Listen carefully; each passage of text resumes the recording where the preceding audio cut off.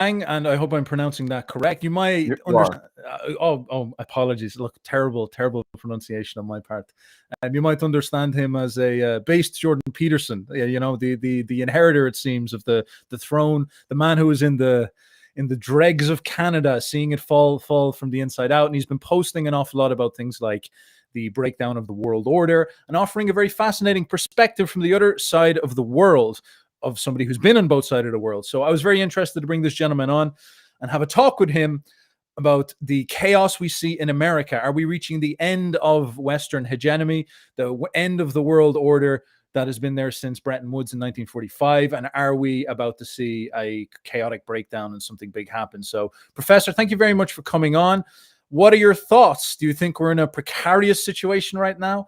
Where are things going? Yeah, so thanks so much for inviting me, Steph. I'm a big fan of your channel. I've been watching many of your videos, and I've learned quite a great deal. So I'm really excited to have a conversation with you. So I think we are seeing the end of the Pax Americana. I think we're seeing the end of American hegemony, and what will happen afterwards, it's all up in the air.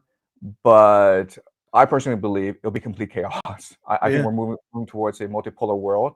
I think it'll be very difficult for Russia or for China or for any power really to replace the Pax Americana. So the world is headed towards a steep decline. So buckle up, guys. It'll be fun. Well, there's loads of things we'd love to go into on that, because I think it's a fascinating question, something been on my mind often as well. And it is very interesting because, of course, I've grown up within the context of the Western Pax Americana. I was actually born after the Soviet Union collapsed. So I've never known anything except Pax Americana, the dominance of American culture, and it's saturated. Californication has saturated all around the world. And it is something that we've all noticed, that there's been a very serious breakdown in legitimacy on top of order. And obviously with China, which is something I know you say that China has its own problems. China certainly is not all rosy cheeked and glorious, and it's very restrictive in some ways. But I've noticed China has spent the last half a century sort of saying to itself, we're not going to get too involved with financialization. We're not going to do any of this stuff where we build our entire economy on restaurants and usury, basically. Instead, we're going to build factories, we're going to build manufacturing, and we're going to stack up this capacity to produce. And this is made China go from strength to strength and make it more powerful. So it seems like China's rocketing up in stability and immensely and expanding its power. But then America, we have people like Kirk get assassinated. We have this breakdown in civil legitimacy, breakdown in order, and there's really difficult times. So, how do you see that? Like, you're obviously caught sort of between two ships, and I think you've decided you're going to go back to China because it's going to just be more stable for the foreseeable future. You lived within Canada. What do you think about there? That's almost like the case study for the future. So, give us some thoughts.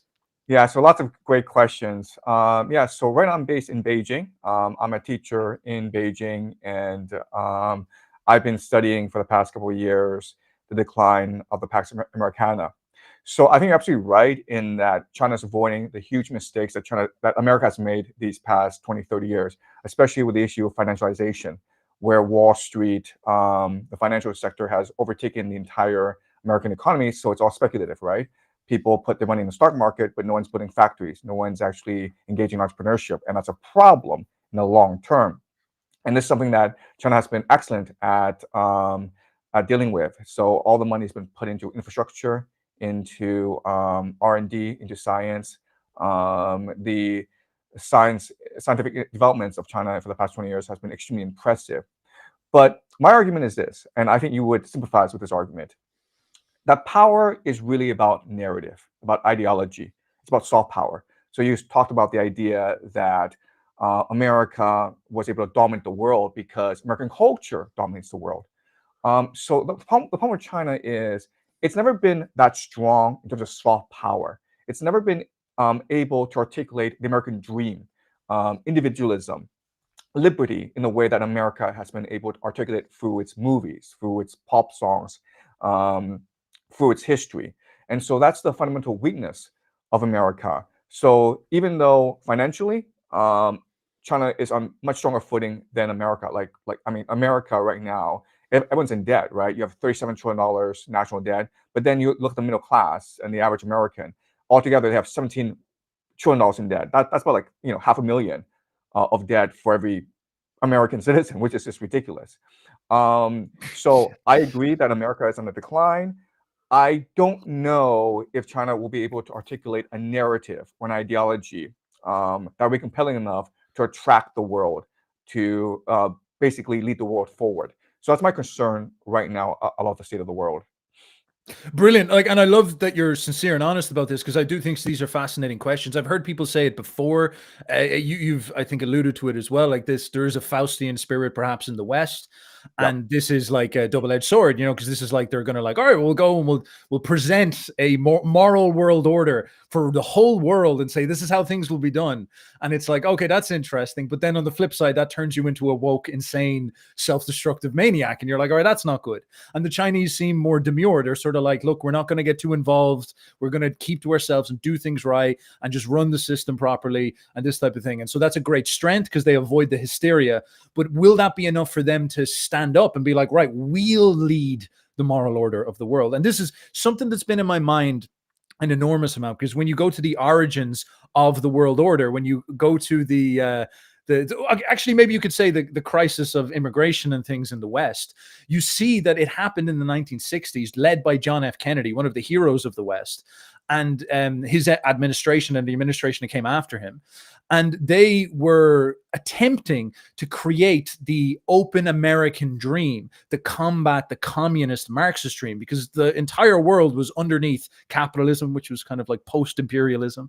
And the Marxists were going around the world and they were taking Cuba, they were taking India, they were taking Africa. And so Kennedy comes and he says, right, what we're going to do is we're going to say we're a nation of immigrants. We're going to liberalize. We're going to do US aid, which Elon Musk has recently exposed. He created the special forces, the Navy SEALs, those badasses, because he wanted to have penetrated, targeted operations instead of grand wars like Vietnam. And so an awful lot of like the thinking that makes America was set up at that time as an attempt to create a moral world order versus the Marxist world order, which was that was a moral world order of equality. So I've thought about this a lot. I love how you bring this up. I've really said, if America is to waver, and it really is, it's having a moral crisis. Like its own people are saying, I don't believe in this moral world order. Where does that go? Like what falls into its place? Who's going to stand up? Is it going to be Russia? Seems like they want to join in with the West. Or I should say, at the very least, they want to reset. But China have such power. Russia have such power now at this point that maybe they'll be able to dictate things. So what would they dictate? So I've said a lot there. Do you have any thoughts, sir? Yeah, so I completely agree with what you said. So this Palestine issue, I mean, it's being live streamed to us. All this atrocity that's happening in Palestine, it's being live streamed to us. Right now is almost a perfect opportunity for China to step up and take the moral high ground. And if China were to step up and say, listen, what we think is happening in Palestine, it's atrocious. It goes against what it means to be human. We will do what we can to ensure this atrocity stops. But they haven't done that. And if, this perfect opportunity to score like a free goal, if you're not taking this opportunity, you'll never take this opportunity again. So I think China has made the commitment to not interfere in other nations' sovereignty. And this has been a consistent policy for the past few decades. But as you point out, unless you're willing to take the high moral ground, unless you're willing to articulate a vision that unites all of humanity, unless you're willing to take risks, actually, basically, you're not going to become the global leader that China wants to be. So I think that's a problem that China faces right now. Very fascinating, and I do see that as well. You've spoke about it, but it is such a wedge issue. I see America, and they had a lot of legitimacy, and it seems like the Palestine thing is shooting them in the foot big time. Like the Trump admin, for example, I've seen people like Fuentes go against the Trump admin, like he would have been a star of MAGA, if you will. And it seems like that's been the wedge issue that's really upset him. And so it's like it is fascinating to see. Yeah, you lose that moral legitimacy, because I come obviously from the Nietzschean sphere, and we're all like, oh, morality is a fake, it's not real, it's not based. And then you start to look in the grand scale of things and you start to say, damn, morality does have a serious relationship to power politics and the very, very high level.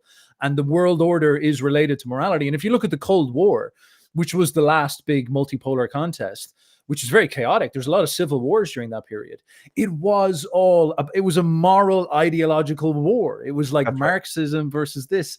So I guess something that's been on my mind a lot, because it seems like in the West, now this is my Western context, maybe you see things differently, but a lot of us are saying like it's going to break down into nationalism and it'll be like race wars and stuff like this as people try reassert the kind of the primal identity.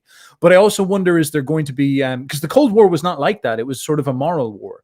So will that be an overarching phenomenon? Will there be like moral war or like world order contest? And what would that even be? Now, I'm not sure if that's a crazy question, but do you have any thoughts on that and see what might be the fault lines of all this? Will it be like AI wars, AI ethics, environmental wars? Will it be, is it ethical to do immigration deportations? Is it ethical to, or someone will just turn around and be the next America that welcomes everybody in? You don't see China opening up that way, I'd imagine, in something like this. So what do you think?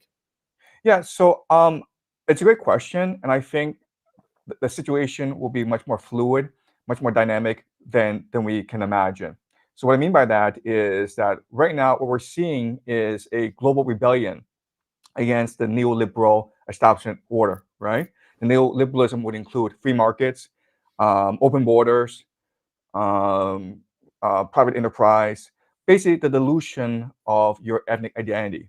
And I think that goes against what it means to be human, because as humans we strive to be part of a community, and the community itself strives for a higher purpose than just making money. So I think that all around the world there's this massive rebellion against this neoliberal order.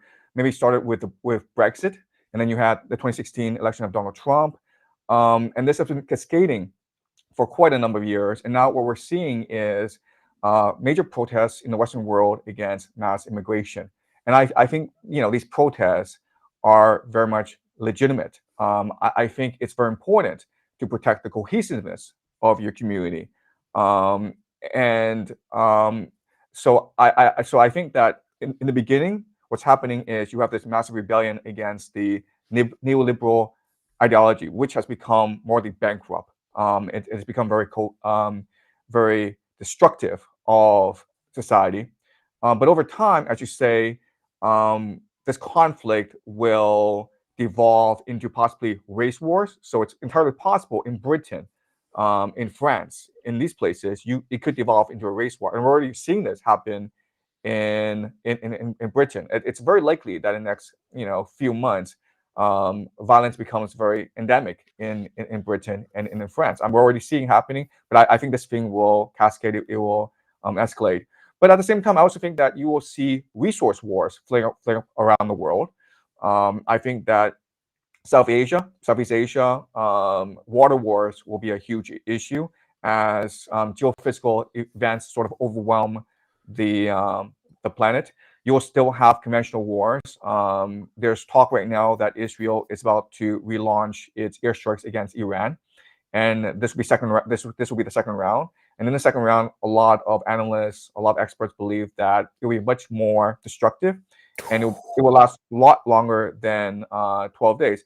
You could possibly see the deployment of ground troops. America will employ ground troops against Iran, and then you also have NATO versus Russia, right? So there's rumors that the European Union is about to send troops into Ukraine. Russia has broken through Ukrainian front lines. The Russians fight wars very, very slowly. They're methodical. They use artillery. They're not like the Americans, shock and awe, right? Americans can finish a war in like a week, but Russians will take years. But if you look at the situation on the ground in Ukraine, it's pretty hopeless. The rumors are that Ukraine has lost anywhere between 1 to 2 million fighting men. Morale has collapsed. Decision rates are skyrocketing. The will to fight has diminished in Ukraine. So I think it's very hard to generalize what this world will look like what will drive the conflict. But it's fair to say that you will have multiple theaters of war, and you'll see growing chaos all around the world, and this could last for a very long time, because once the Pax Americana has fallen, it's very hard to think of another nation that could replace the Pax Americana. So, something obviously on a lot of people's minds is the problem of, is this going to break down into, you could say, low-level chronic civil violence in the West? Because again, like China has immense stability, and even Russia, to a large extent, it does have a stable consciousness. It has actually surprising amount of legitimacy, I'd imagine, although it's riddled with its own problems as well. Like, it's got lots of issues too. But at the same time, you look in the West, and I think just the talk I see across most people is like, no, the West is like completely going through a schizophrenic breakdown right now, and there's a very dramatic break between the factional sides, and it reminds me sort of like the Troubles to some extent. Not an expert in the Troubles of Ireland, like I'm Irish, and that's complicated for me. But in Ireland, there was this instance in the 60s where there was like a civil rights march. Basically, the Irish Catholics, they said, we're going to fold the IRA and maybe stop the violent approach, and then they tried a civil approach. And then, like, you know, everybody on the other side, the Protestants, said, no, these guys are just going to do violence anyway. They're just trying to put on suits and look good. And so there was fighting, and then the Protestants shot a couple of people, and then boom, it just kicks off into a 30-year low-level chronic war where there's a weak state. So the kind of British came in and said, right, we'll try hold down the state authorities and we'll kind of side with the guys we like. But they were like holding things down. So there's some modicum of order. But really, there was two essentially terrorist gangs operating on the low level, fighting a ethnic civil war. And when you look in America, and that's kind of what it looks like. You see the state that wants to be sort of centrist and moderate. It doesn't want to be extreme. And these two vitriolic splitting forces that are very existentially fearful, because that's what Northern Ireland was like. Like, the Catholics were like, we are occupied, and the Protestants are like, we're going to get erased if these people get power. And so there was this really, really tense thing. And you see it in America, you see it all across the West. It's like we're like, all right, these people, you know, enslaved us in the past. We must get vengeance.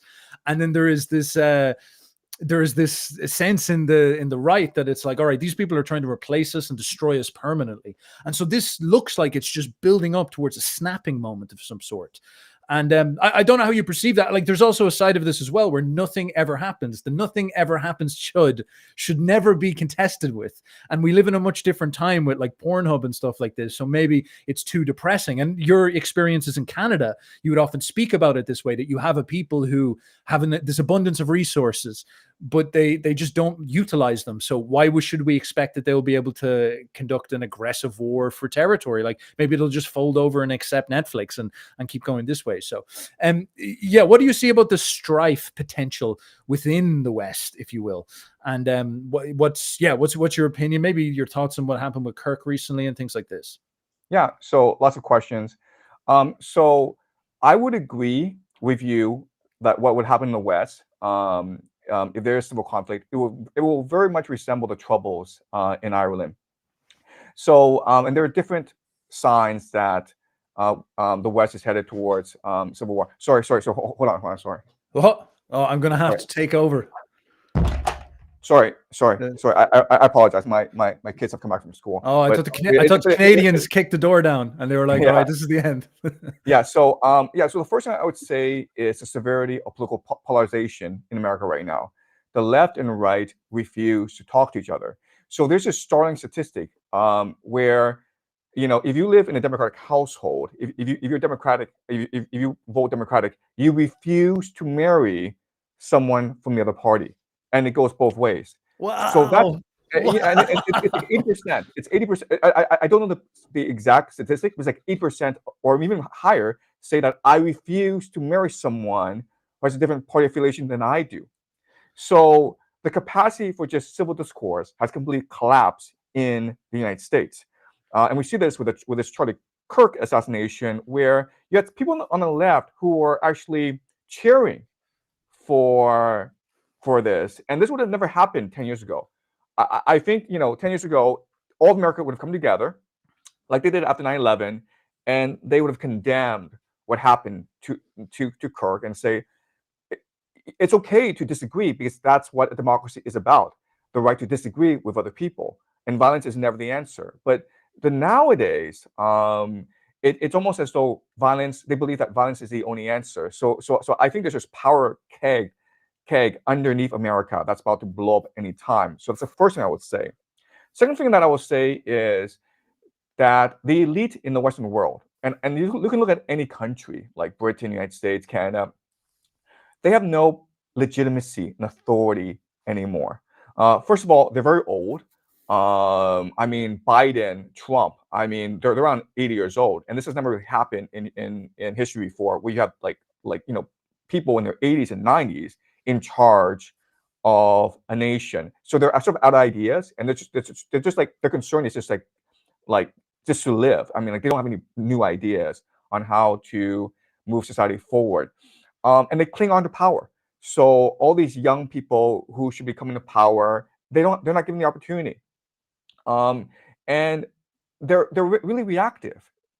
All they're concerned about is staying in power. And at the end of the day, I hate to say this, okay, but political polarization lets them stay in power. And the classic example here is Donald Trump. When Donald Trump won in 2016, it was a bonanza for the Democratic Party, right? I mean, like, you got these billions of dollars flowing into Democratic coffers because everyone was trying to like get rid of Trump. You know, the Democratic Party spent in 2020 $6 billion to get rid of Trump. And most of that money went to consultants. So this sort of political polarization, this sort of hatred, it's being fanned by the elite in order to make a lot of money, but also because it distracts people from the real problem, which is the elite, the people in charge, don't know what they're doing. They should have retired a long time ago, and they refuse to give up power, and they're extremely corrupt. The amount of corruption right now in the Western world, it is just ridiculous. So that's the second thing I will say. The third thing I will say is, I'm not sure if you know about Peter Turchin and the idea of overproduction, right? That's a huge issue in the Western world, where you have like too many people with wealth, with fame, but they don't have any political power. And the only way to guarantee their wealth and their fame is through political power. That's why maybe Elon Musk entered the political sphere, right? Because even though he's technically the richest man in the world, he doesn't have that much political power. So he needs to be able to translate his wealth into political power in order to maintain his wealth. And that's why Peter Thiel would also enter the political arena. And what Peter Turchin says is that at this point in history, when you have like too many elites, but not enough political power, it always leads to civil war, because different factions will now compete for the dwindling pie, for the diminishing the pie. So I would say like these three major reasons. Okay, I mean, political polarization in the United States, the gerontocracy. You have like too many old people without any moral authority in power, and then elite overproduction.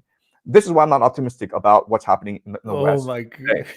Yeah, it's brutal. There's like a lot of black pills there. The boomer black pill, I'd love to actually just extrapolate on this, because it's something I've been looking to as well. My grandmother recently died, and I carried her coffin, and I put her, I buried her in the ground and everything, did speeches at the funeral. It's pretty heavy hitting. It's the first time I've ever like put somebody in the ground type thing. And I was in the nursing home with her in her last couple of days. It took she was passing away, so I was going in with her her final hours and stuff like this. Spent about a week with her, and in the nursing home was a big red pill, because I was obviously there and I was asking questions and seeing what's going on, and obviously I discovered that nursing homes are expensive. Nursing homes cost like they can cost like 15K a month. And I was talking to some American friends, and that can go up to 10K a week if you're like in certain places. And then I started to ask, I was like, how do people my granny didn't have 10K a month to be slamming on a nursing home. And apparently what happens is they liquidate your assets, and then they take the assets to pay for it. And Ireland has a welfare structure, so granny was okay. And because she had no assets, she was just like, the house was inherited by this type of thing. So it was passed on, an old Ireland style thing. Like the wife didn't have anything. So it was actually kind of lucky, because then the house got saved for her.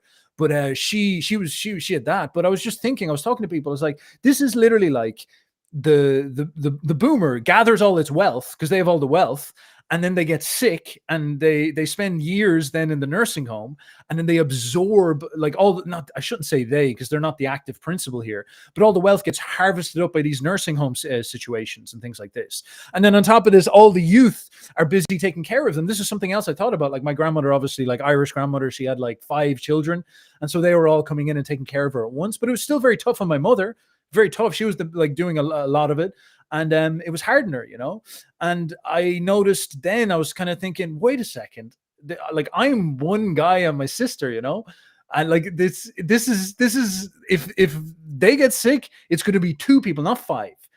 And there's a lot of people out there who have 1 kid, and some of them even have none. And then all those boomers are going to get sick and go into their nursing home, and then there'll be like 1 person to take care of it. And so you see this like collapse beginning to happen. And then I was reading at the same time I read replacement migration by the UN thing from the year 2000. And you think like, is this going to be some evil doctrine or plan? Maybe it is. Maybe it's some justification. But you actually read it, and this is literally what Joseph Chamey is talking about. He's saying there's an age bomb coming, and it's going to be insane. It's going to be brutal. By 2035, 2040, the overweight of the higher class is going to be insane. I think the boomers, there's going to be more old white people in America by 2040 than there's going to be young baby white people. It's going to be unbelievable. And there's a certain aspect of this that is just like outside of everybody's consciousness, how unbelievably difficult it is to stop something like this from happening, because it is just permanent. It is just a reality. It's coming. There's no way you can change this unless you like increase the birth rate in 1 generation by like a factor of 5. It is going to be top heavy for the next 5-10 years. And that's going to define our lives. Our lives are going to be defined by the oldest population in history, the highest top heavy population in history with all the wealth going into nursing homes, not really letting go of political power. Will the youth dwindle and get smaller and sort of radicalized? But it's also kind of scary, because you say, is anything even going to be possible? Like, can you even take action in that context? Because I asked What If Alt Hist about this, and he said, like, listen, in World War I, the populations were all really young and exploding in size. Israel, Palestine is 2 of the most fertile young populations in the world right now. Yep. And it's like they're able to have wars. Do you think the West can have a war when 25 to 30% of the population is over 65? What do you do then? So do you have any thoughts on that? I know that's one narrow thing you said, but I find that really interesting. So I completely agree with everything you say, and I will add just a couple of points, okay? The first point is the boomer generation have all the political power in the Western world because, first of all, they're the largest demographic, right? There's more baby boomers than any other demographic in the West. That's the first thing. Second thing is they have all the, as you say, wealth. And the third thing is they're politically active. So because they're the most powerful political faction in the Western world, they can dictate policy, right? So yeah, I mean, you can see basically all resources being put into taking care of them in their old age, right? That means a lot of resources are being put into the medical system, but not the education system, because the boomers don't need universities and schools, right? All that's going into nursing homes, medical care, importing nurses from the third world, basically. Yeah. So that's the first point. Policy will be determined by these baby boomers. The baby boomers are only interested in ensuring that they get their pension, getting decent health care, and living, they're like maintaining their property prices. That's all they care about. Okay? That's the first thing I would add. Second thing I would add is that old people have absolutely no problem sending young people to their deaths in war, right? I mean, like we've seen this throughout history. If you go back and you look at the Peloponnesian War between Athens and Sparta, it was basically old people sending young people to die because old people wanted to feel good about themselves. They wanted to maintain the idea of empire. So we're the West is in a very precarious situation because the West is being run by these baby boomers, these old people who believe in empire. They want to maintain the idea of empire. When they want to go travel around the world, they want to feel as though we are the empire, and they're perfectly happy. They're okay with sending young people, even their grandchildren, to their deaths if it means saving the empire. So yeah. So I'm not sure if you want to respond to my two points, but yeah. Well, like there's just so much here, and it is very brutal. It's one of those things that's just like it punches you so firmly in the face when you come to understand it, because it's like destiny. It's almost like a mandate being given to me, because I'm like a young man in the West. And I start to realize that like the layout of my life, this is going to be the defining aspect. And it's kind of like it's kind of like depressing, you know, because it's about dealing with age and tiredness and like that kind of like, you know, the an aging population generally. And as you said, like so much of things like the stock market, the things like the housing market, the big complaint in both the left and the right in Ireland, for example, the left say the housing, the right say immigration, but they're in some sense talking about the same phenomenon where there's a lot of we've got this thing called the asylum millionaires, the asylum pimp kings, the asylum property kings, who are like older boomers who want to retire down into Spain, and they have hotels, and the hotels don't run that well, and the government says to them, if you bring in lots of asylum seekers, we'll pay you like a couple of million to do it, because they're getting EU grants, because they want to bring in all these immigrants to keep population numbers up for GDP reasons. So it's all these weird numbers that are leading to this. And so these old guys, they do it. And then all of a sudden you're in your little town in Ireland, and there's this huge center getting put up and these busloads of people going in. And it's this tiny little idyllic Irish town. And you're walking through it and you're like, what the hell happened? There's a couple of towns around me that I've went into recently. And I look around and I'm like, this literally changed in 5 years. It's actually bizarre. And then there's other towns that have to go up. I know, I've heard about people like this. Other towns literally know the guy who's doing this, and they literally have to go up to him and be like, we will ostracize you from everything. We'll make your life hell if you do this. And that's the only way they can stop it, because the incentives are so powerful, because he gets money, he gets a moral story. You're a good guy helping the poor refugees. And then it's just impossible for the boomer to resist. And it's like, get your retirement. And so he goes for it. And that's crafting the very fabric of my future in it. And then you see the left, they're like, we have no houses. And obviously that's because of things like this. It's the monopolization of property in the boomer class. And then obviously things like population expansion. And then the right are the same thing. And that we're both affected by the same phenomenon, but the kind of nature of populism is no one can get clarity on exactly what it is, and the boomers just monopolize and maintain power in this uni party in the center. So it's crazy. It's crazy seeing this. I will also say that a lot of the mental gymnastics that we see in the left and the right, it's because, you know, we as humans, we want to cherish the elderly, right? It's the elderly who have ultimate authority in our lives, and this is true throughout nature as well. So we can't bring it to ourselves to say, you know what, if my grandparents died, the world would be a lot better. I mean, no one's gonna say that, right? So we're stuck where we are because, you know, our grandparents are gonna die, and they want medical care, they want pensions, they want rising stock market prices, they want, you know, rising property values, and so you know, the young people are screwed. And that's, I think, the main dynamic right now overwhelming the Western world. And that's why I think the Western world is in rapid decline. Yeah. So when maybe we could go into, well, okay. Last thing I'd ask then is, actually, all right, this is a good pivot, because I was wanting to get in a little bit into philosophy, because I know you've got the video on the German will to power. You've read a bit of this stuff. You've talked about Gnosticism. I think we should dive into all of this stuff. So a nice pivot might be that we seem like we're in Pax Americana, the timeline we went in history, World War II. It deviated and it fulfilled English utilitarianism through the American ideals. It's got many benefits, got many good things. And now it seems like we've run to the end game of that, and there's a defining moment coming up. And we don't know what moral world order is going to show up in this. And maybe an interesting thought experiment is for us to say, well, what would have happened if, for example, in 1918, Germany won instead of the Western powers, or maybe Russia won and took over all of Europe in World War II or something like this. So this is something that Nietzsche, for example, speaks about. He says that if he could have his plan for the future, he would like to see Germany ally with Russia, and then Germany form a Eurasian state, and then have a sort of, you know, a principle of the high, he called it the high values, against English utilitarianism, which he called the great danger on earth.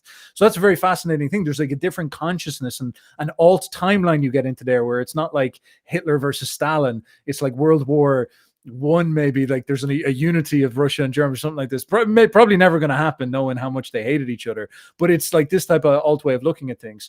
So have you come across this stuff? Have you looked at, like, you know, you've said, for example, the Germans They were winning all these Nobel Prizes, the most educated population possibly in history at the time.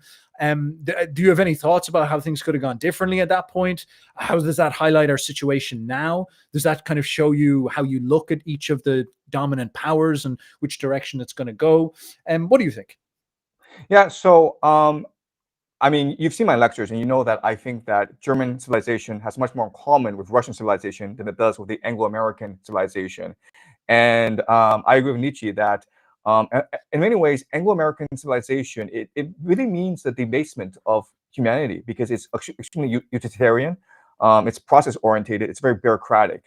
After Germany declined after World War II, we saw a steep decline in cultural production. We no longer have the great philosophers, the great scientists, the great theoreticians that Germany produced in the 19th and 20th century. So I don't think it was positive for the world, for world civilization, that ultimately the Anglo-American Empire won out. At the same time, we have to understand it was very hard to defeat the Anglo-American Empire because of the extreme wealth industry of America. And the Anglo-American Empire is dedicated to fracturing the Eurasian continent, right? Because this goes back to the Mackinder thesis. Mackinder was a British military strategist who argued that Britain controls the seas. And if Britain is to control the world, it needs to control global trade. And the way to control global trade is to ensure that no Eurasian power emerges in the heartland. And the great fear is that maybe Germany and Russia would get together. And if Germany and Russia get together, they would control the entire Eurasian landmass. And then they have railways, and then you can just negate British sea power. Then Britain would collapse because, Britain is in many ways, it's a house of cards. And once you ignore Britain, then its financial obligations, its debt overwhelms Britain, and a lot of the issues you see in Britain today would have happened like 100 years ago. So British foreign policy. That's an interesting point. Yeah, Okay, sorry, go on, continue. Right. So the Bank of England, right? I mean, the Bank of England is a pyramid scheme. I mean, like we can go into the Bank of England, later on. But I mean, that's what financial system is. It's a pyramid scheme. As long as you're able to convince people that that you will just grow and grow, then people will invest money into you, right? And that means controlling the sea trade routes around the world. So if Britain lost that, then all these internal contradictions would overwhelm Britain, and it would descend into civil war a long time ago, right? So why is it that you didn't have these class revolts in Britain that you had everywhere else? Well, it was because it was able to use its financial system and its empire is to sort of relieve these structural contradictions. So Britain was committed to ensuring that the Eurasian continent would always be at conflict with each other, right? So the main sponsor of the wars against Napoleon was Britain. Napoleon made the most effort to reach out to Britain and say, let's talk peace, let's create a trade system. And Britain's like, no, we are going to go and crush you. And Britain was financing all these wars against Napoleon. And I think there were 7 coalitions against Napoleon, and Britain was financing all of them because the entire British financial system would have collapsed if Napoleon ensured peace in the European continent, if France became the dominant economic power in Europe. So Britain has always been going around Europe causing all this trouble. You can go back for the past 200 years and you look at any conflict in the world, and I assure you that the British were involved in some capacity. And they're very good at that. I mean, their intelligence service, MI6, are very, very clever. They're very adept at that. So it would have been very hard to imagine a world in which, given the machinations, the manipulation of Britain, Russia and Germany would have come together and would have secured the Eurasian continent. And at the same time, remember that America is watching across the ocean, and America would have planned to invade at any point in order to ensure that the Europeans never combine together. the financial interests of America and Britain were very much aligned together. So neither America and Britain would have tolerated a major power emerging in Europe who would have unified the European, the Eurasian continent. And that's why America entered World War I. That's why America entered World War II.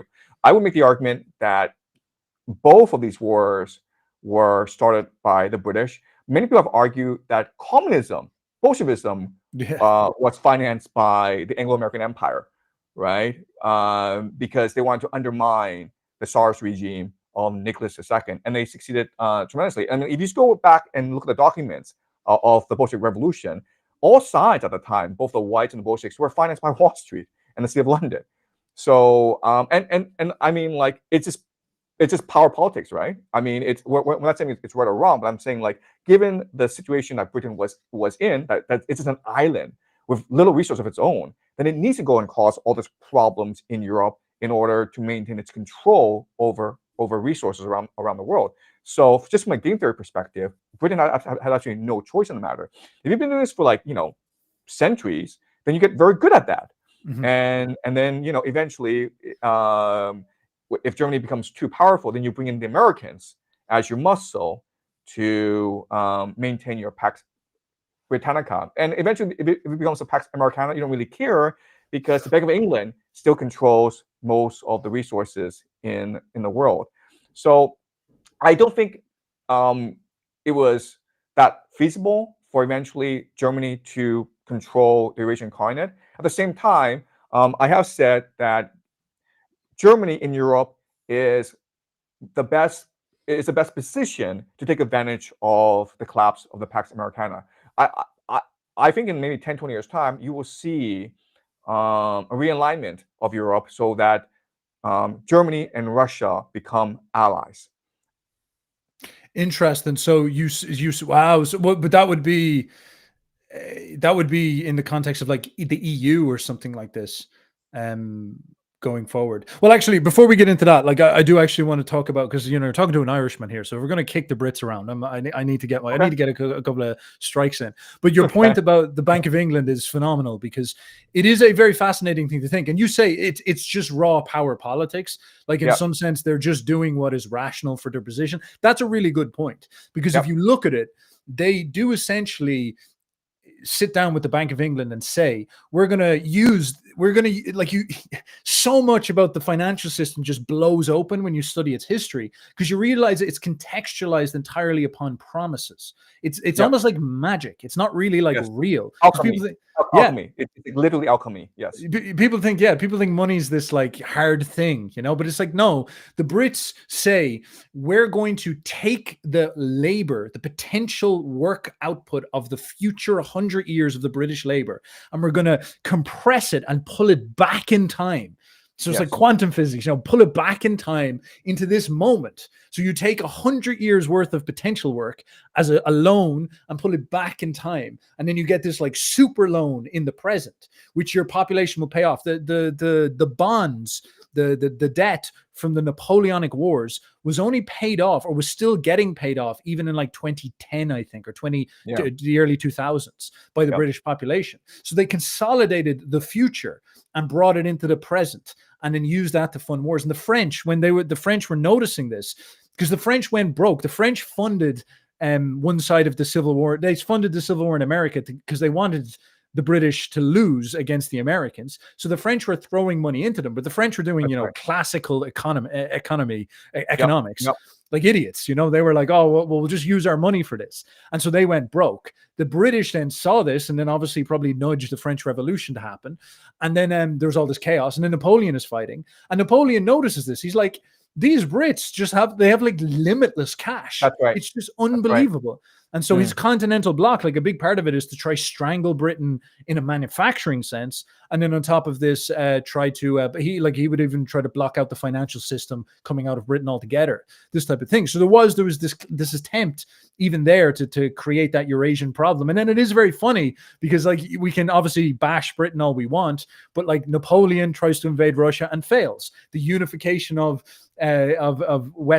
Eurasia just fails because of the actual Eurasians themselves. himself. If Napoleon pulled it off, maybe he could have done it diplomatically. You know, like it's not necessarily like he had to invade Russia. It's kind of similar with Hitler. You know, you wonder, was like Nietzsche was saying, maybe there should have been an alliance going on, and Hitler says, no, we're going to fucking destroy Stalin and we're going to crush them because we have to be the rulers of this. We can't do this diplomatically. That's stupid.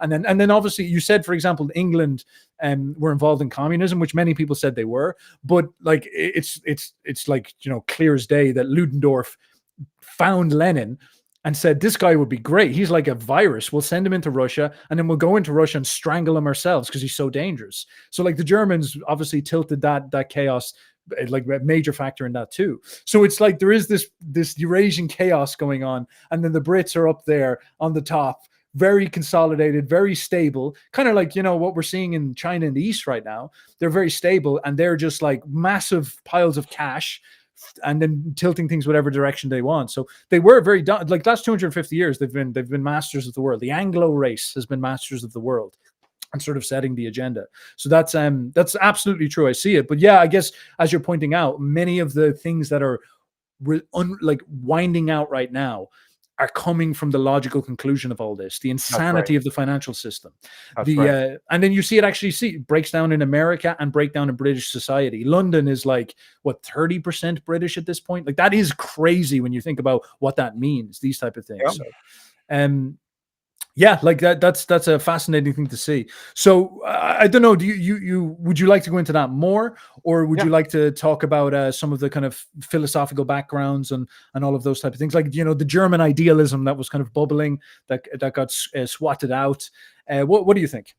Yeah, so maybe we can go more into detail about the Bank of England, because the Bank of England was a revolution, right? Because as you say, it allowed for alchemy. You're able now to go 100 years in the future and just, you know, harness, you know, future potential, future labor potential, and then just use it for today to finance all these wars against Napoleon.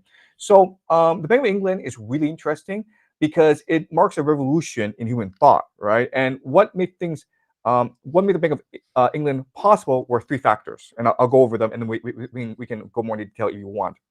The first factor is the Dutch Republic was tremendously wealthy. Because it was able to control the spice trade in the East Indies. The Dutch East Indies Company was, I think, the most profitable company in world history. And so that all this profit and this gold. The problem, though, is if you just look at a map, it's very easy to invade, and Spain was invading a lot. So we needed to put all this resource, all this gold, into a safe haven, and that safe haven, of course, was England. So you go out to 1688. The Glorious Revolution. Well, the main reason for that is that the British aristocracy aligned themselves with the Dutch Republic, and that was what allowed for the creation of the Bank of England. Okay, so 1688 was the Glorious Revolution, and then 1694 was when the Bank of England was chartered. So that's the first factor. The second factor is the rise of Calvinism and Protestantism, because never before in human history, and I think people don't really appreciate this, is if you have money, you go spend it, right? If I'm a Viking and I go raid and I capture a lot of gold in Ireland or France, whatever, I go back home and I organize this huge feast for everyone, because what else would you do with your money? But with the rise of Calvinism and the idea of double predestination and just justification by faith, you had to justify yourself through wealth accumulation. So now people were perfectly happy to put all their wealth in the bank for generations, and that never really happened in human history before. So that was also an intellectual revolution. And the third thing that is really important is the creation of Parliament, right? Because before, if you were a bank, you just let your money to the king, and that was problematic because the king might die, but also the king might not pay you back, and this was a constant problem in European history. But now that Parliament is a sovereign power in England, then you're letting your money now to the nation state of England. Oh, wow. So okay, yeah. People now, every one of them is obligated to pay you back. So the Bank of England is this private corporation that's now able to lend to the people through Parliament. And the people have absolutely no say in the matter. Oh, dear. Yeah. And their children, their grandchildren, their great-grandchildren are stuck with this debt, and they don't even know about this, right? Because the Bank of England is important because the Federal Reserve System in the United States is modeled off the Bank of England. The entire central banking system that we have today was based out of the Bank of England system. But the idea that the private bank can lend people the money and people won't even know about it. People can never use the money, but the people's children, the grandchildren, the great grandchildren, they're all stuck with this debt. I mean, it's a great system if you're a private banker, right? And that's what accounts for the rise of the Bank of England, and that's what justifies the British Empire. Well, it does obviously lean into what you said earlier, where is if you were doing this and it succeeds, in many ways, like the British people have seen an escalating quality of life. Sure, So they're not sure. really going to complain for the last 200 years. But it's Right. very interesting because it's like a crypto pump, you know, like it Yes, keeps just yes. going up, going up, going up. And you're like, Yep. whoa, this is great. And then now it seems Yes. like the bubble is bursting and everybody's Yes. like, wow, England's not England. We literally, our culture is hollowed out and destroyed. It feels Yeah. like all our institutions are literally like possessions of like a globalist caste who doesn't even care about us. And it's like, what even is happening to this island now? So it's like this total implosion, and it's That's right. ruthless as a consequence. And Yes. I think it's something I've noticed because, again, we spoke about moral world orders. Something that I've been looking at, and I should make a video on this, is colonial Spain, because England say that they banned slavery, for example. And again, like as a Nietzschean, you'd say to yourself, banning slavery is so cocked. That's so not based. You should be like, it should be ruthless Ubermensch, this type of thing. But you look at like Spain, colonial Spain, and the second they conquered, they were immediately putting and advocating for rights for the people that they conquered because of their like strong Catholicism. And the Bartholomew de las Casas, I think that's how you pronounce him, he is basically saying, like, listen, these people are people, these Native Americans and even these Africans, we should treat them as divine souls under Christ, and we shouldn't exploit them. And so for that reason, they have some restrictions on slavery where you have to like buy the slaves, you can't just steal them and stuff like this. And it leads to these very basic rights that they put into place. And even in Latin America, they basically don't really enslave the populace. Now the conquistadors, they try to do slavery, they try to take, because they're like, lads, we're after conquering this, we'll do what we want. But the crown is often going against them.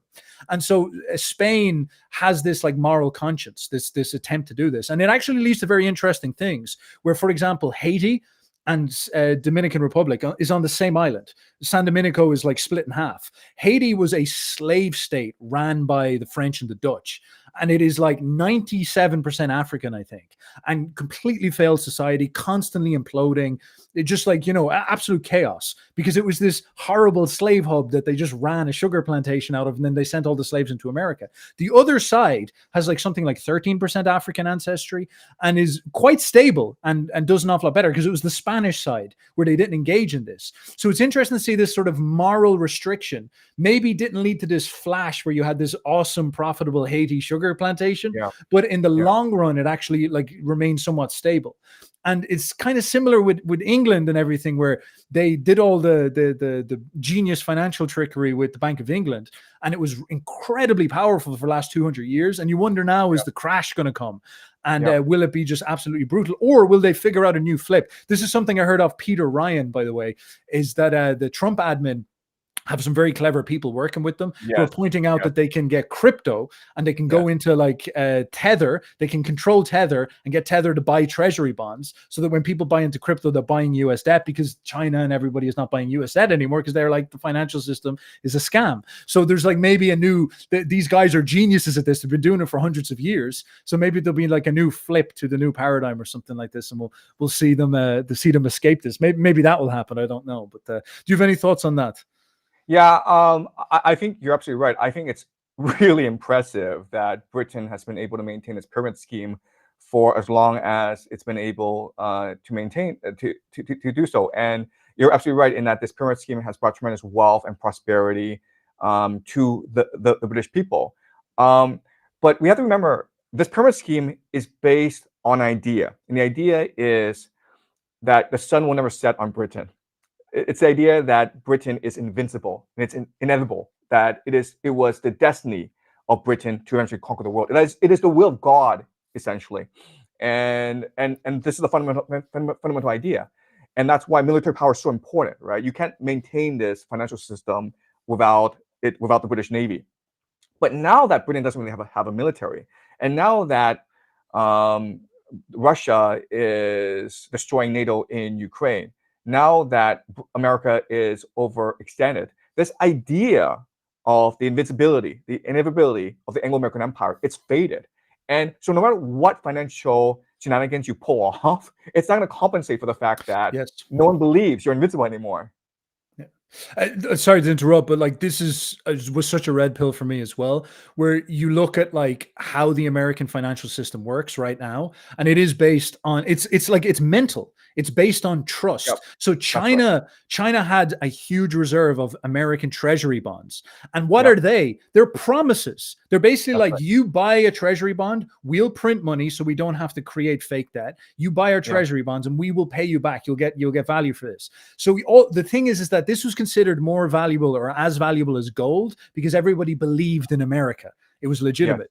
Now China started to say, no, fuck you guys. You're printing a load of money. We're not interested. We're good enough. So they don't believe. The delegitimization happens. And so they start to get rid of treasury bonds. They don't buy as much anymore. They don't buy into the promises. And all of a sudden, this rapidly destabilizes the American financial system. So it is so fascinating to see how it is just belief. It is like that legitimacy is so critical. That political legitimacy is so critical. And like in some sense, yes, it's the ability to assert power, but there's also like the faith that like your country is going to be stable because it's well ran. that's And right. that's where things are very interesting. And I see an interesting flip where a lot of my friends are like saying, how do we invest in China? So it's like China is going to be the future. How do we get into this? And it's actually a much more closed market. So it's a Yeah. bit harder, but you know, this type of thing. So do you have any thoughts on that?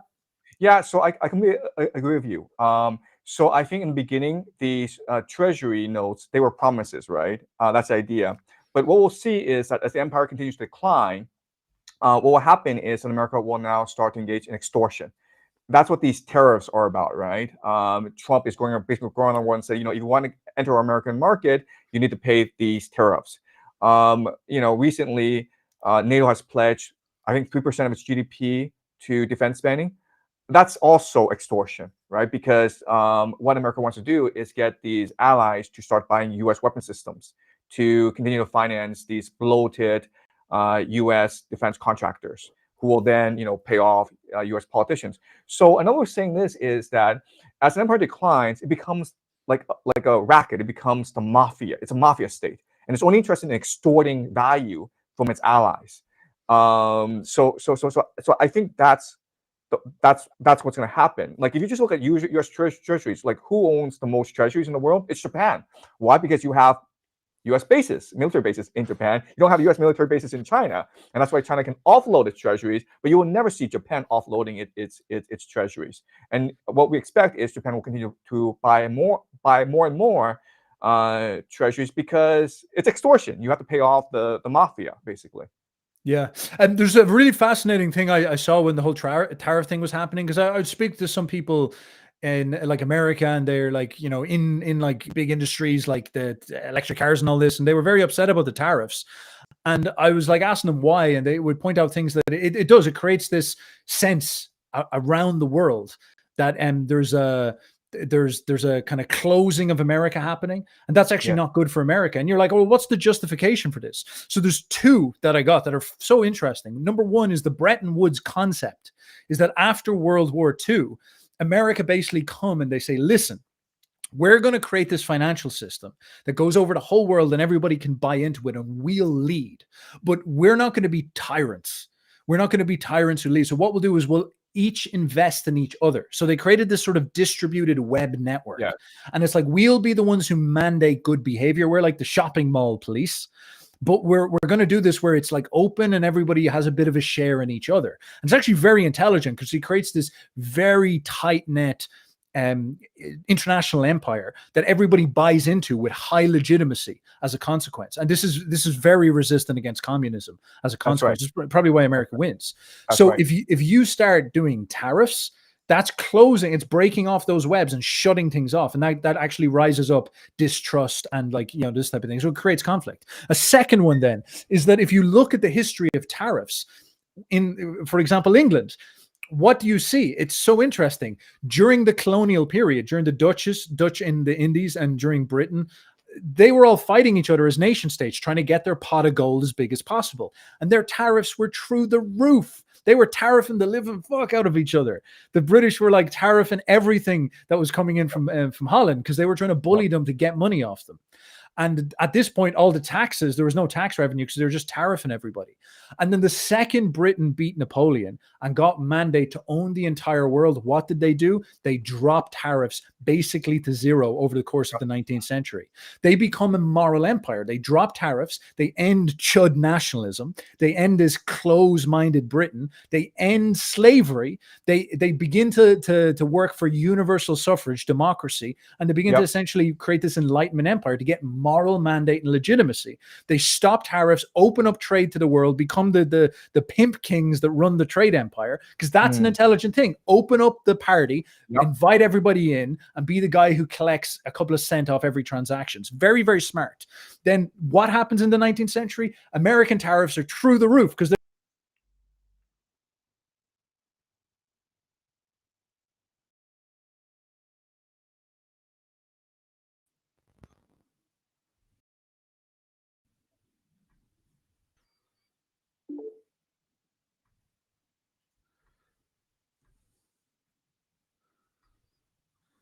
hello. Oh yeah, he's back. He's back. Hello, sir. Hello. Hey. Apologies. Apologies. Let me. Don't That's worry. my fault. That's my fault. No, Boomer accent. it might have been good idea to take a break anyway. We were really yeah. Okay. Let me just get all this. But look, sir, I guess we'll wrap it up, and I'll clean this up on the back end to make sure it looks a little bit better. Okay. And yeah, we're still live now, so I don't know. Is there any last thoughts you'd like to wrap up? Let me see if I can just get everything sounding nice and rosy. Just try to get audio nice and nice for the people. Could you speak for just 1 second, please? Sure. Yeah. Hello. How are you? Okay, good. Flying. I'm not sure if my audio is good, but it's all good. But anyway, all right. So we're talking about all this terrible stuff. The end of the world. I was ranting about the world financial system.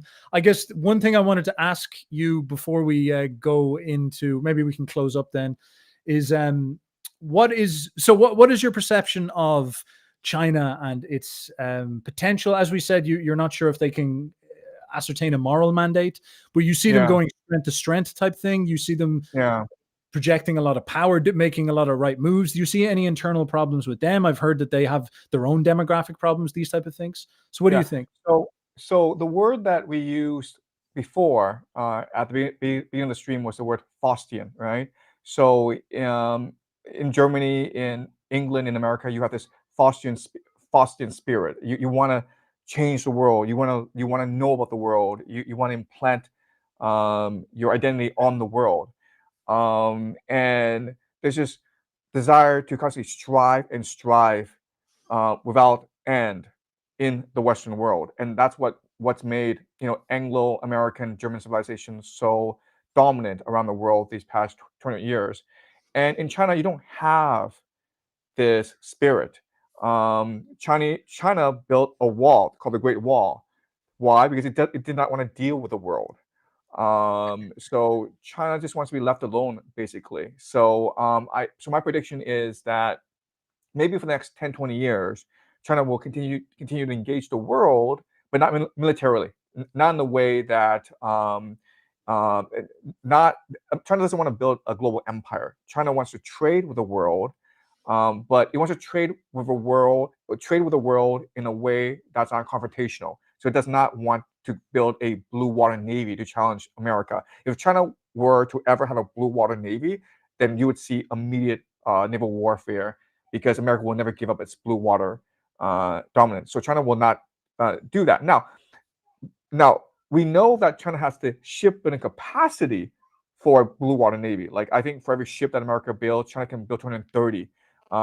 So China can very quickly have a blue water navy. But what matters is ideology. What matters is narrative. What matters is mythology.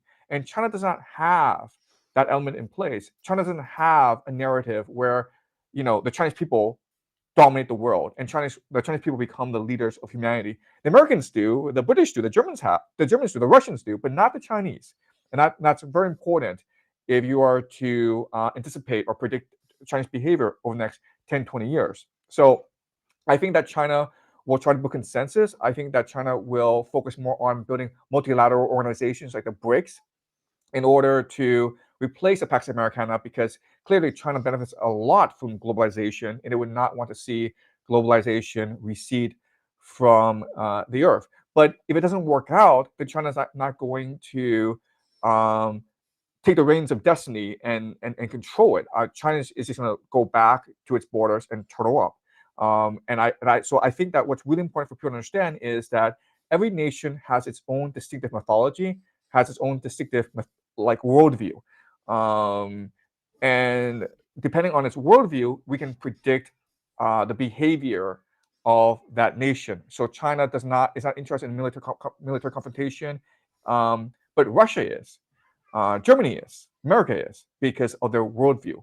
So one suggestion is, if you really want to understand the war in Ukraine, you need to study the Third Rome prophecy, right? I'm not sure if you know much about the Third Rome prophecy, but Moscow sees itself as the heir to the Byzantine Empire, and it wants to reconstitute the Byzantine Empire and become the Third Rome. And to do that, it needs to basically defeat Turkey at the end of the day. So we can see this war in Ukraine slowly drift off to Odessa in the Black Sea, because then Russia can confront Turkey. So, but China doesn't have its own eschatology. China doesn't have this sort of mythology. In fact, I would argue that what people don't understand is that China has not been a real coherent civilization ever since the fall of the Han Dynasty in about 500 CE. What people don't understand is that the Tang Dynasty was actually a foreign dynasty. The Tang Dynasty were these nomadic steppe people who conquered China. And when that happens, then as a foreign conqueror, you want to dilute or negate the existing ethnic mythology, because that's a real threat to you. And so ever since the Tang Dynasty, for the past 2,000 years, China has been ruled by foreign conquerors. And as a result, we've seen a massive dilution of Chinese mythology, of the Chinese ethnic identity, of the Chinese cosmology. And without that, then people are not going to venture across their borders. People are not going to explore.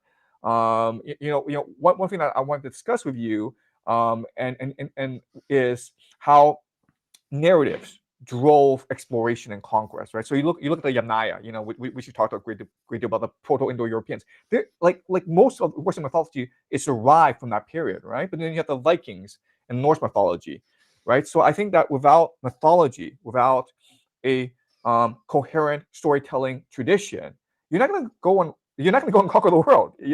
I don't see either China or India being global hegemons. I don't think they have the cultural soft power to become cultural hegemons.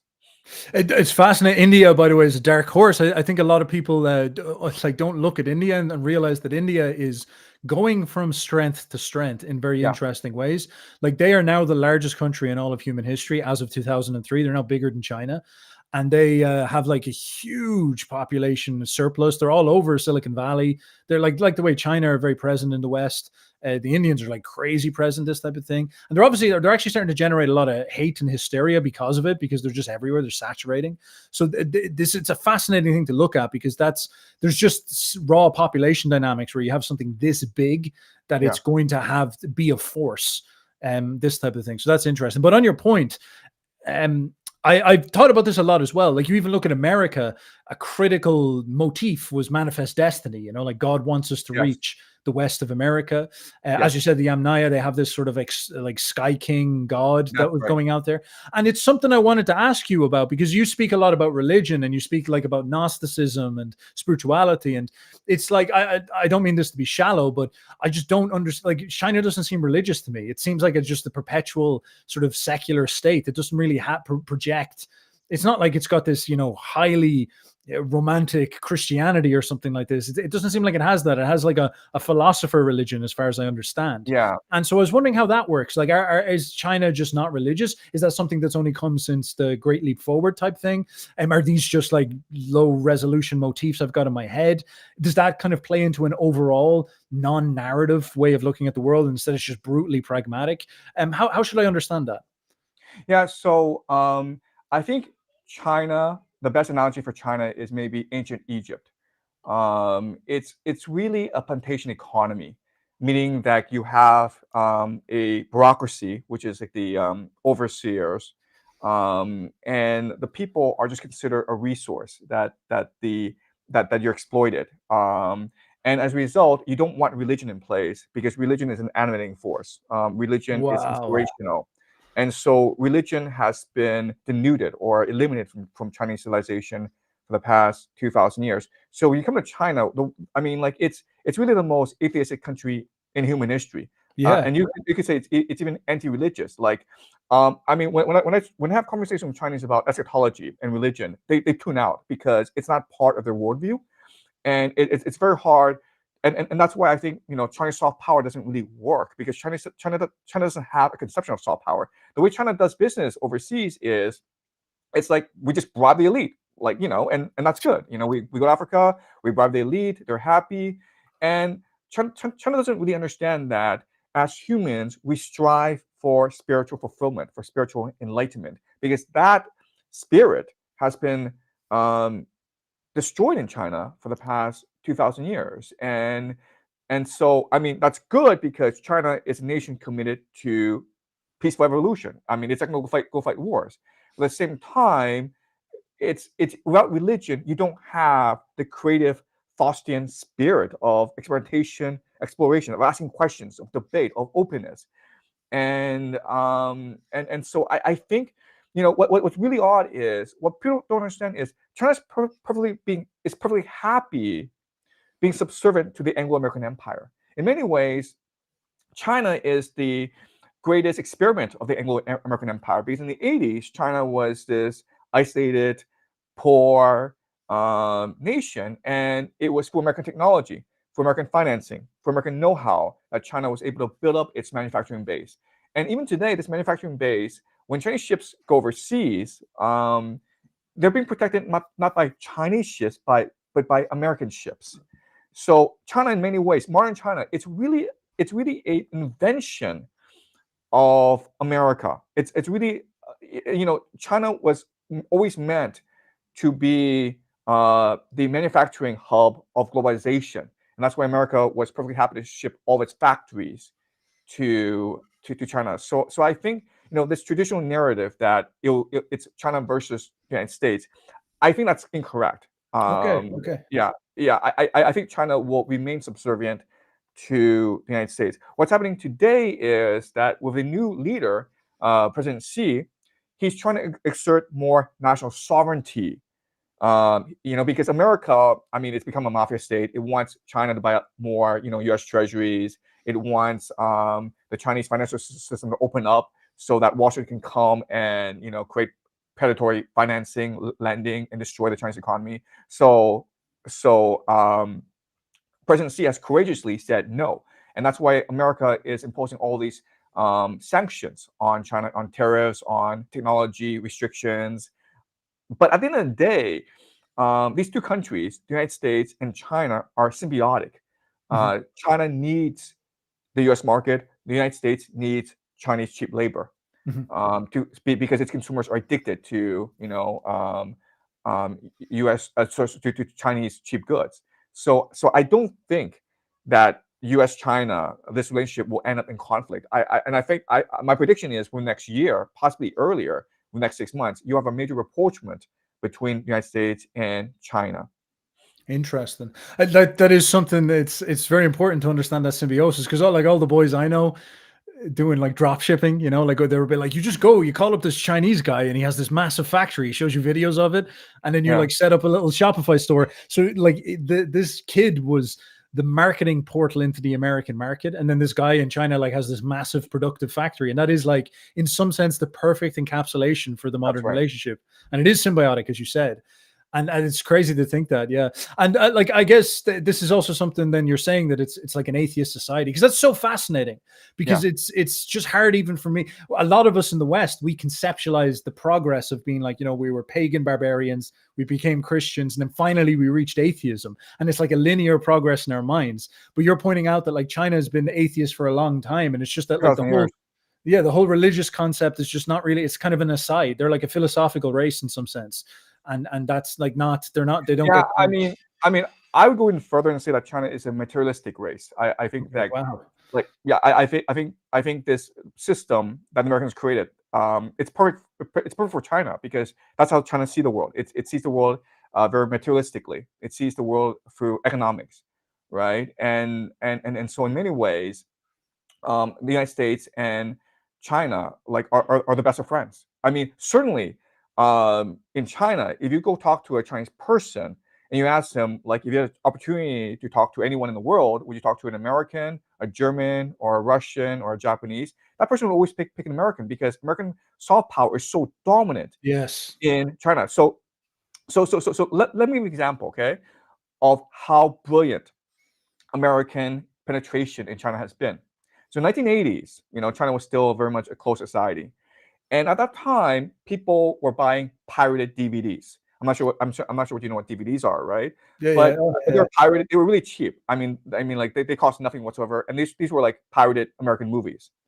And what would happen is people would, sneak out to a corner shop, and buy these DVDs illegally. Then they go home and then watch these movies. And when they watch these movies, it's very much like many people reading the Bible for the first time. It was a Yes. Yes. revelation. Yes. Yes. And these movies were promulgating the brilliance of American culture, American liberty, American individuality, American heroism. And that, like the movies became in part of the Chinese historical memory. Mhm. It's crazy, but I think that if you talk to an average Chinese person, that person could probably tell you more about American popular culture than he or she can talk about his own, Yeah. cultural identity.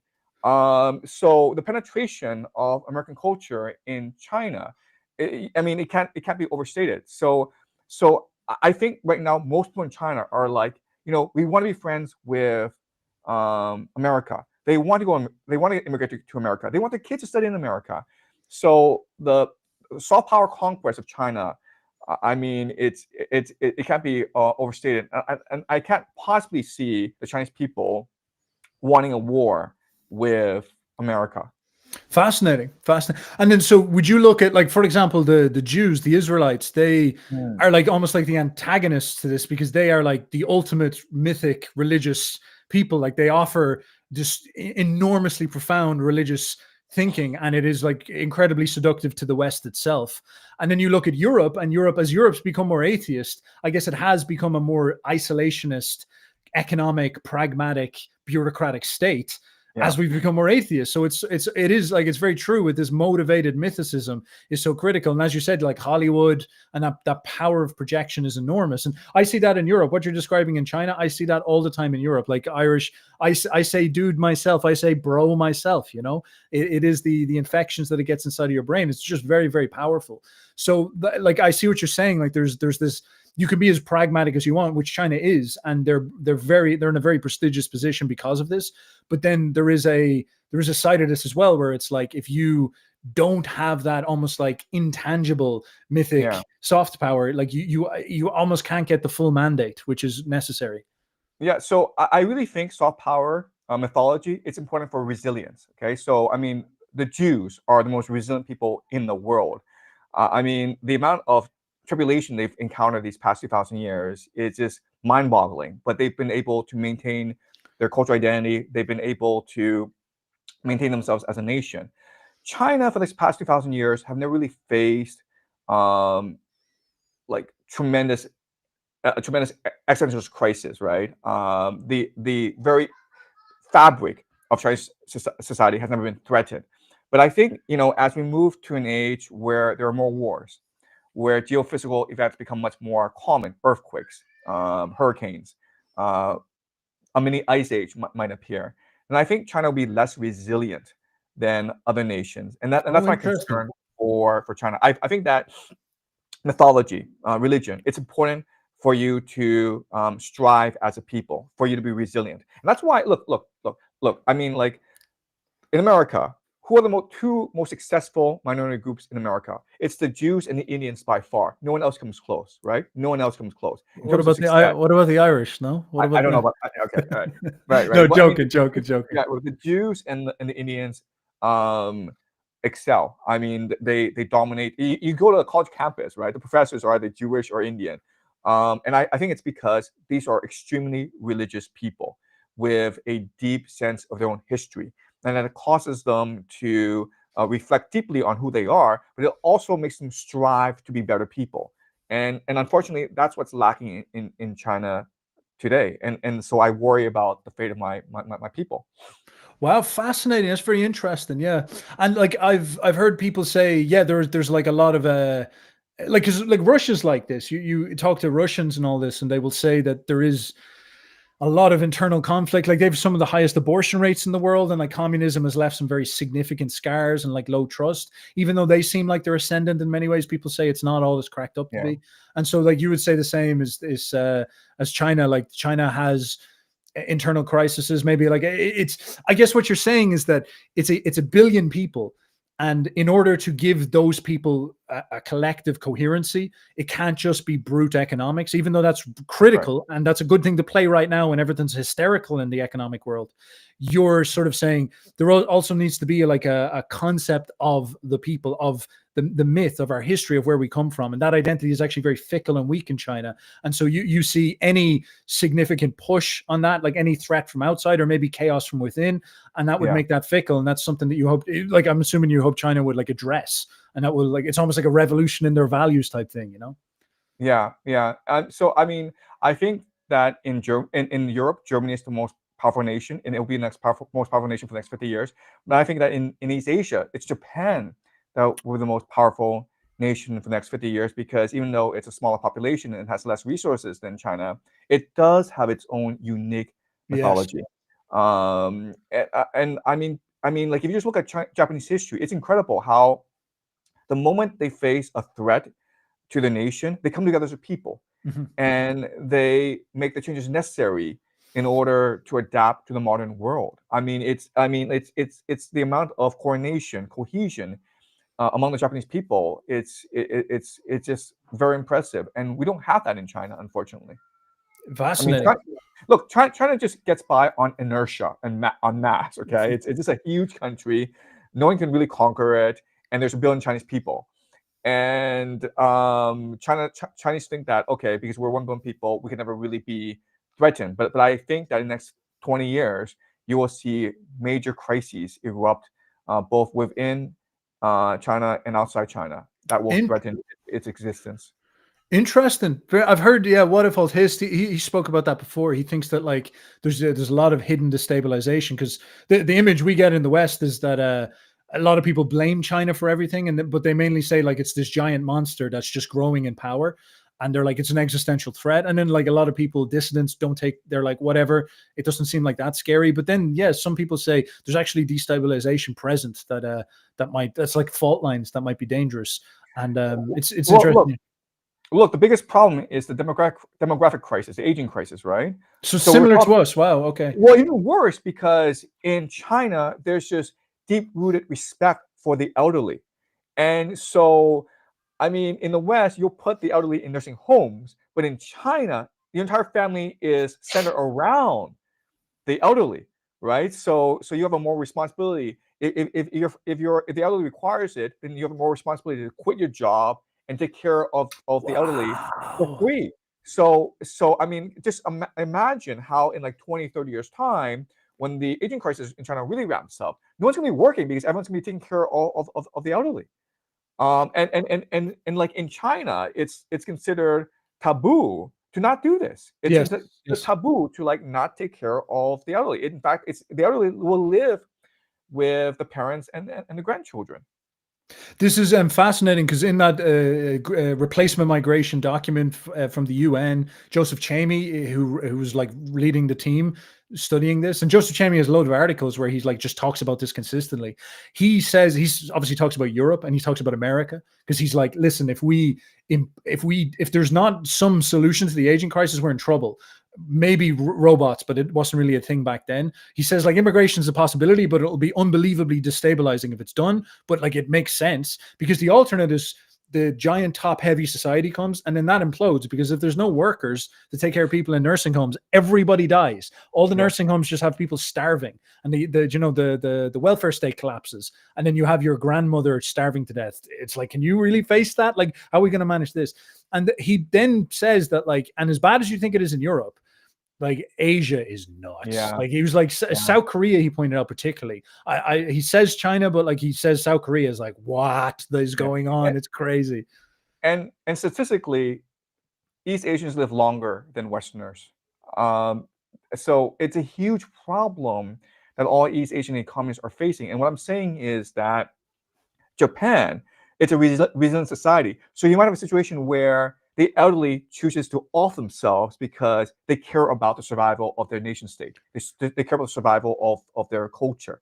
I mean, I can literally see the Japanese elderly people reaching a point where, you know what, I've had a good 80 years and that's enough for me. And so you might have mass euthanasia in Japan. And I actually see that happening in maybe 10, 20 years time once it hits. I think that happened in China. Yeah. That would never have happened in China. Never.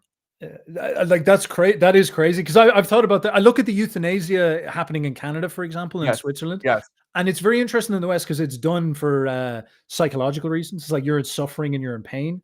And we react against that. We're like, that's a death cult, this type of thing. But then I saw that in in Japan. And Japan have the euthanasia because they probably have that thing where they used to cut their stomachs open. So it's not as taboo over there. It's like it can actually be framed in an honorable way. And Sudoku. And I saw that they have thought about this aging problem.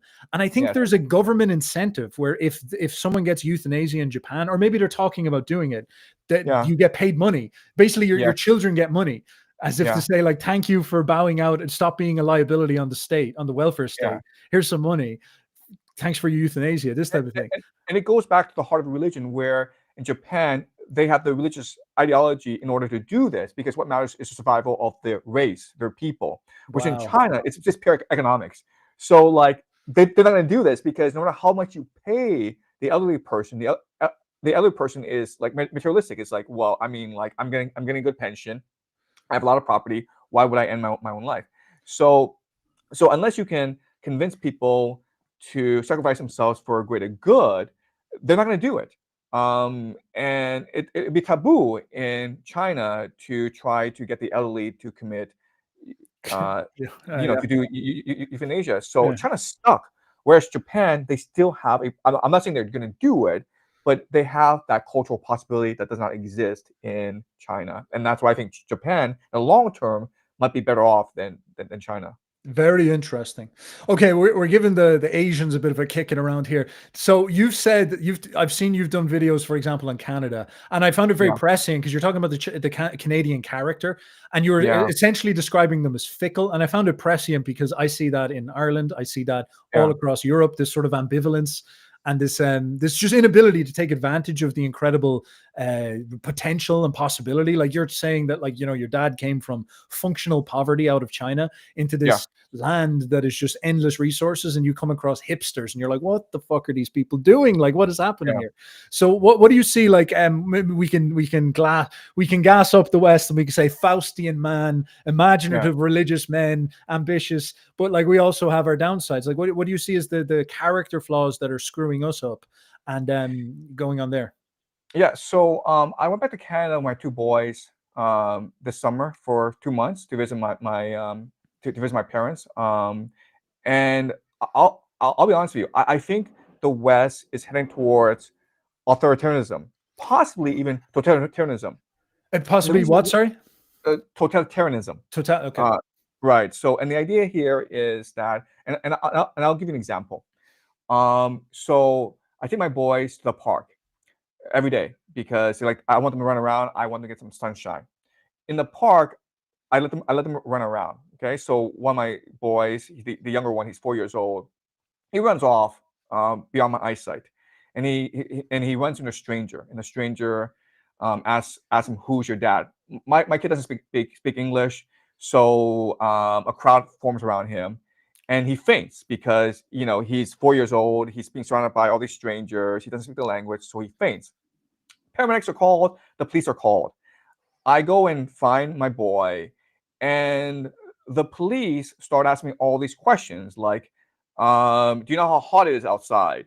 Are you aware that your son might suffer from heat stroke?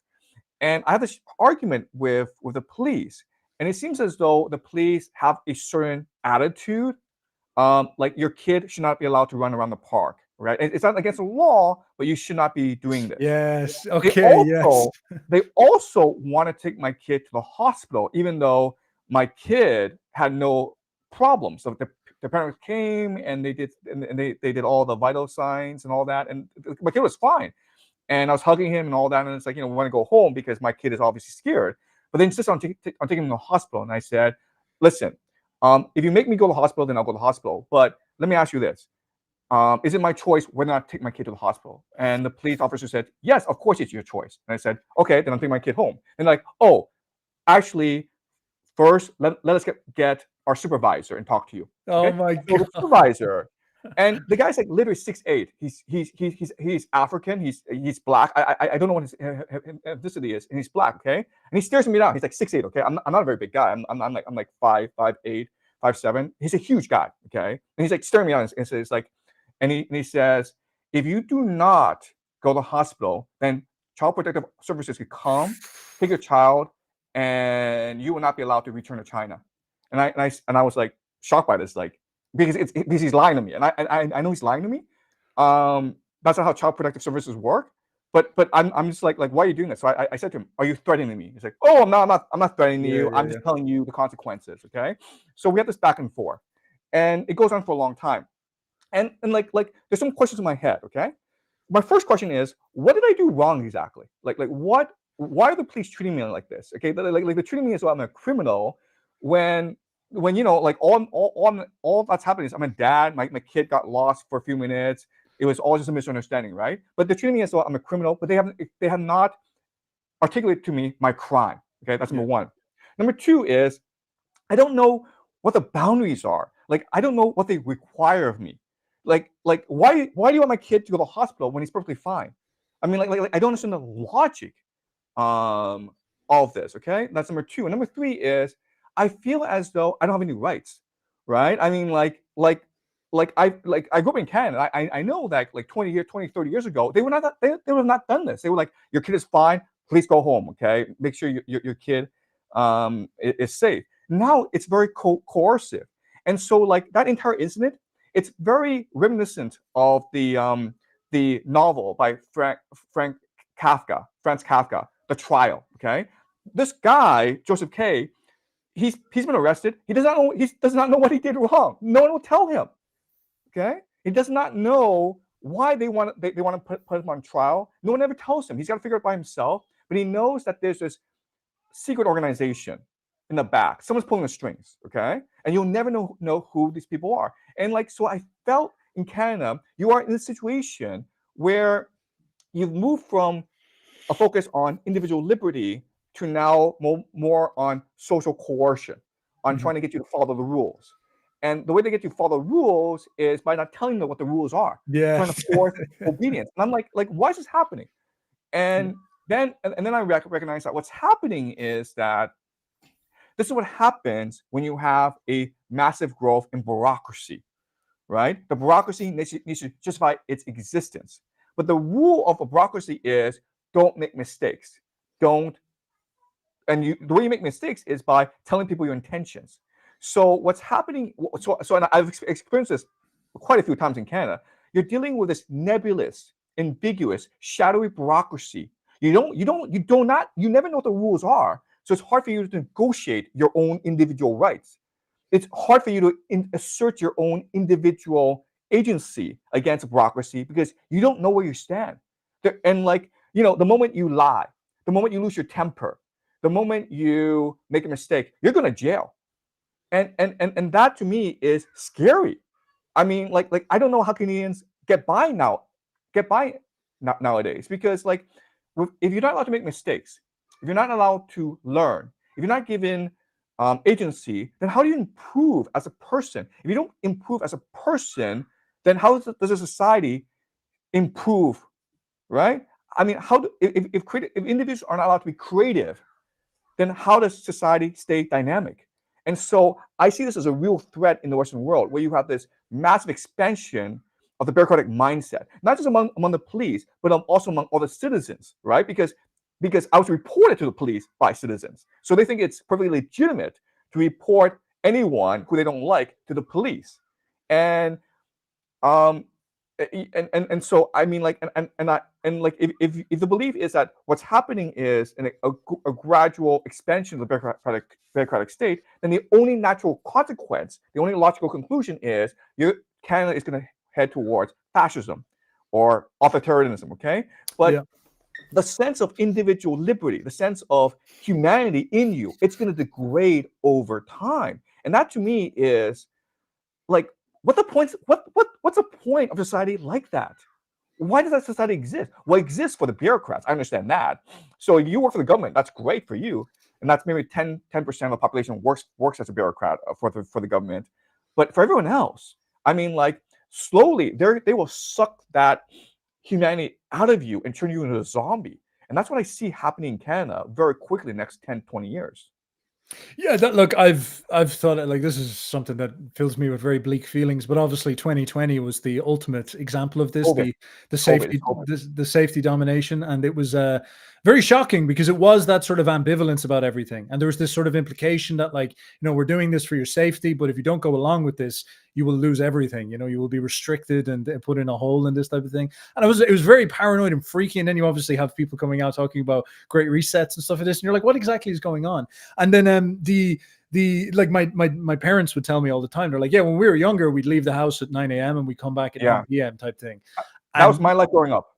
yeah, and you think about that, and like, I actually lived very similar. Like, I'm the kind of millennial, so this thing only showed up in my life when I was like just in early 20s. So I'm a bit of a boomer in that respect. And my youth obviously was like being outside a lot and running around and like climbing through ditches and things like this, and just things that it's weird for me to think about, that like, yeah, kids now, they can't leave the house and run around because all the spaces are owned. And then on top of this, as you said, there is this very heavy-handed weird pro-safety policing, but obviously the streets are all dangerous regardless, because there's certain moral boundaries to what they can police. They won't go all the way to going El Salvador mode and making the streets actually safe for kids to run around, or Dubai. They won't do that. It's not that type of authoritarianism, because that's bad authoritarianism. So instead, it's this sort of a narco tyranny, as they say. As Nietzsche said, there's no willingness to dish out punishment, because it doesn't have the will to even like hurt those parasites that are there.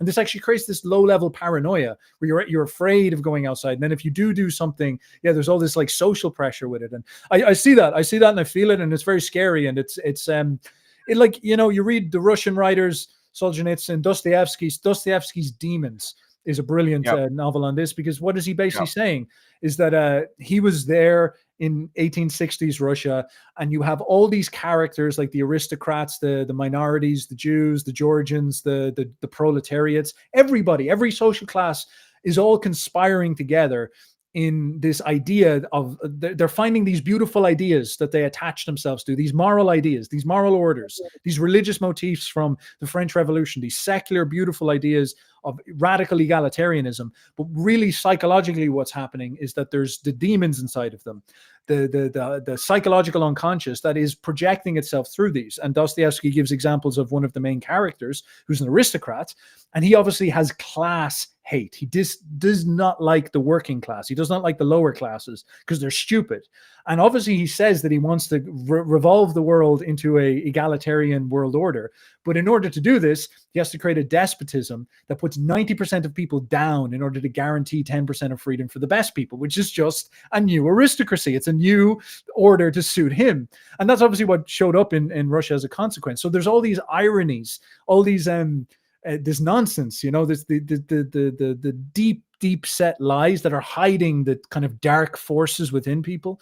And I see that all over the West. I think like 2020 was the flashpoint where it was showing you that like all this talk there's all this talk is just a constellation of really good looking ideas, and then the second you see what's underneath this, there's monsters waiting. Yeah. So And one thing that really annoys me is this sanctimonious hypocrisy in the West, because as the police are punishing you, they expect you to thank them because the police are virtuous, right? They're only punishing you for your own good. They're only trying to help you. I mean, like, if they take my child away from me, it's because it's to protect my child, right? That's so you have this absurd situation where the police, the bureaucrats, are doing all these things to punish ordinary people. At the same time, they demand that they still feel virtuous, because ultimately they're doing it for the betterment of society and for the betterment of the individual. And that's why, like before, I was actually contemplating bringing my 3 kids back to the West because I wanted, fresh air, I wanted freedom. Well, you don't have either right now because you have these wildfires in Canada. So you don't have fresh air, and you don't have any freedom anymore. So I mean, like honestly, you have more freedom in China today than you have in Canada. It is just an absurd situation. Regardless of the problems in China, at least people know that it is a authoritarian state, and the police are kind of apologetic for coming to your house and arresting you and all that. Whereas in Canada, people are like, this is all good. They don't think it's bad that people's rights are being deprived, that people no longer have a sense of individual liberty and agency. They all think this is for the betterment of society. We're doing this for everyone's good, right? And as you say, this goes back to COVID, when people were being asked to jab themselves with something that they don't know where it comes from, they don't know what what it does, and they expect you expect you to thank the government for giving you this experimental drug that may or may not cause myocarditis. Okay, I mean, it's just a ridiculous situation in the West. It's become a very Kafkaesque society, I think. The West. Well, I think it's deeply psychological because the kind of first principle I consistently detect in this is this psychological concept of trauma, where there's this idea that, like, our religion now is this atheist trauma religion, where there's this notion that if you cause any suffering, you are inducing an evil, you are creating an evil in the world. Whereas, like, you could argue that the previous 2,000 years or 10,000 years was predicated on the idea that suffering is a given, and that you must develop strength in order to deal with the suffering. And there's values that justify the suffering, such as freedom. It's worth suffering for freedom. It's worth suffering for autonomy. It's worth suffering even for ideals like great culture. But instead, all of that stuff is this idea that suffering is an inherent evil, and to be a causative force of suffering is very, very bad. And so if you're, like, scaring your kid, or your kid gets lost or something like this, or you shout at him for running away, you're causing suffering in him. And so therefore there must be some type of punishment. And then, of course, you as a male, as an active figure, because as a male, you're the most responsible, active, in some sense, the most free. Obviously, you've got the most burdens as well. And because of this, you're the most guilty on first principle, because you're the most capable of causing suffering. So it's a very interesting thing, because in some sense, the orientation of our psychology before was that, all right, the male's responsibility is to manage this and achieve freedom out of the tragedy of suffering. Now, instead, it's like any induction of suffering, any punishment, any putting down the law is bad. And then if you cause this type of pain or this type of suffering, well, then we have to come with all this force and punish you for this. And it ends up being, like, kind of ludicrous and irrational, because it turns into safetyism. It turns into this attempt to coddle everybody, specifically the people who are most frail.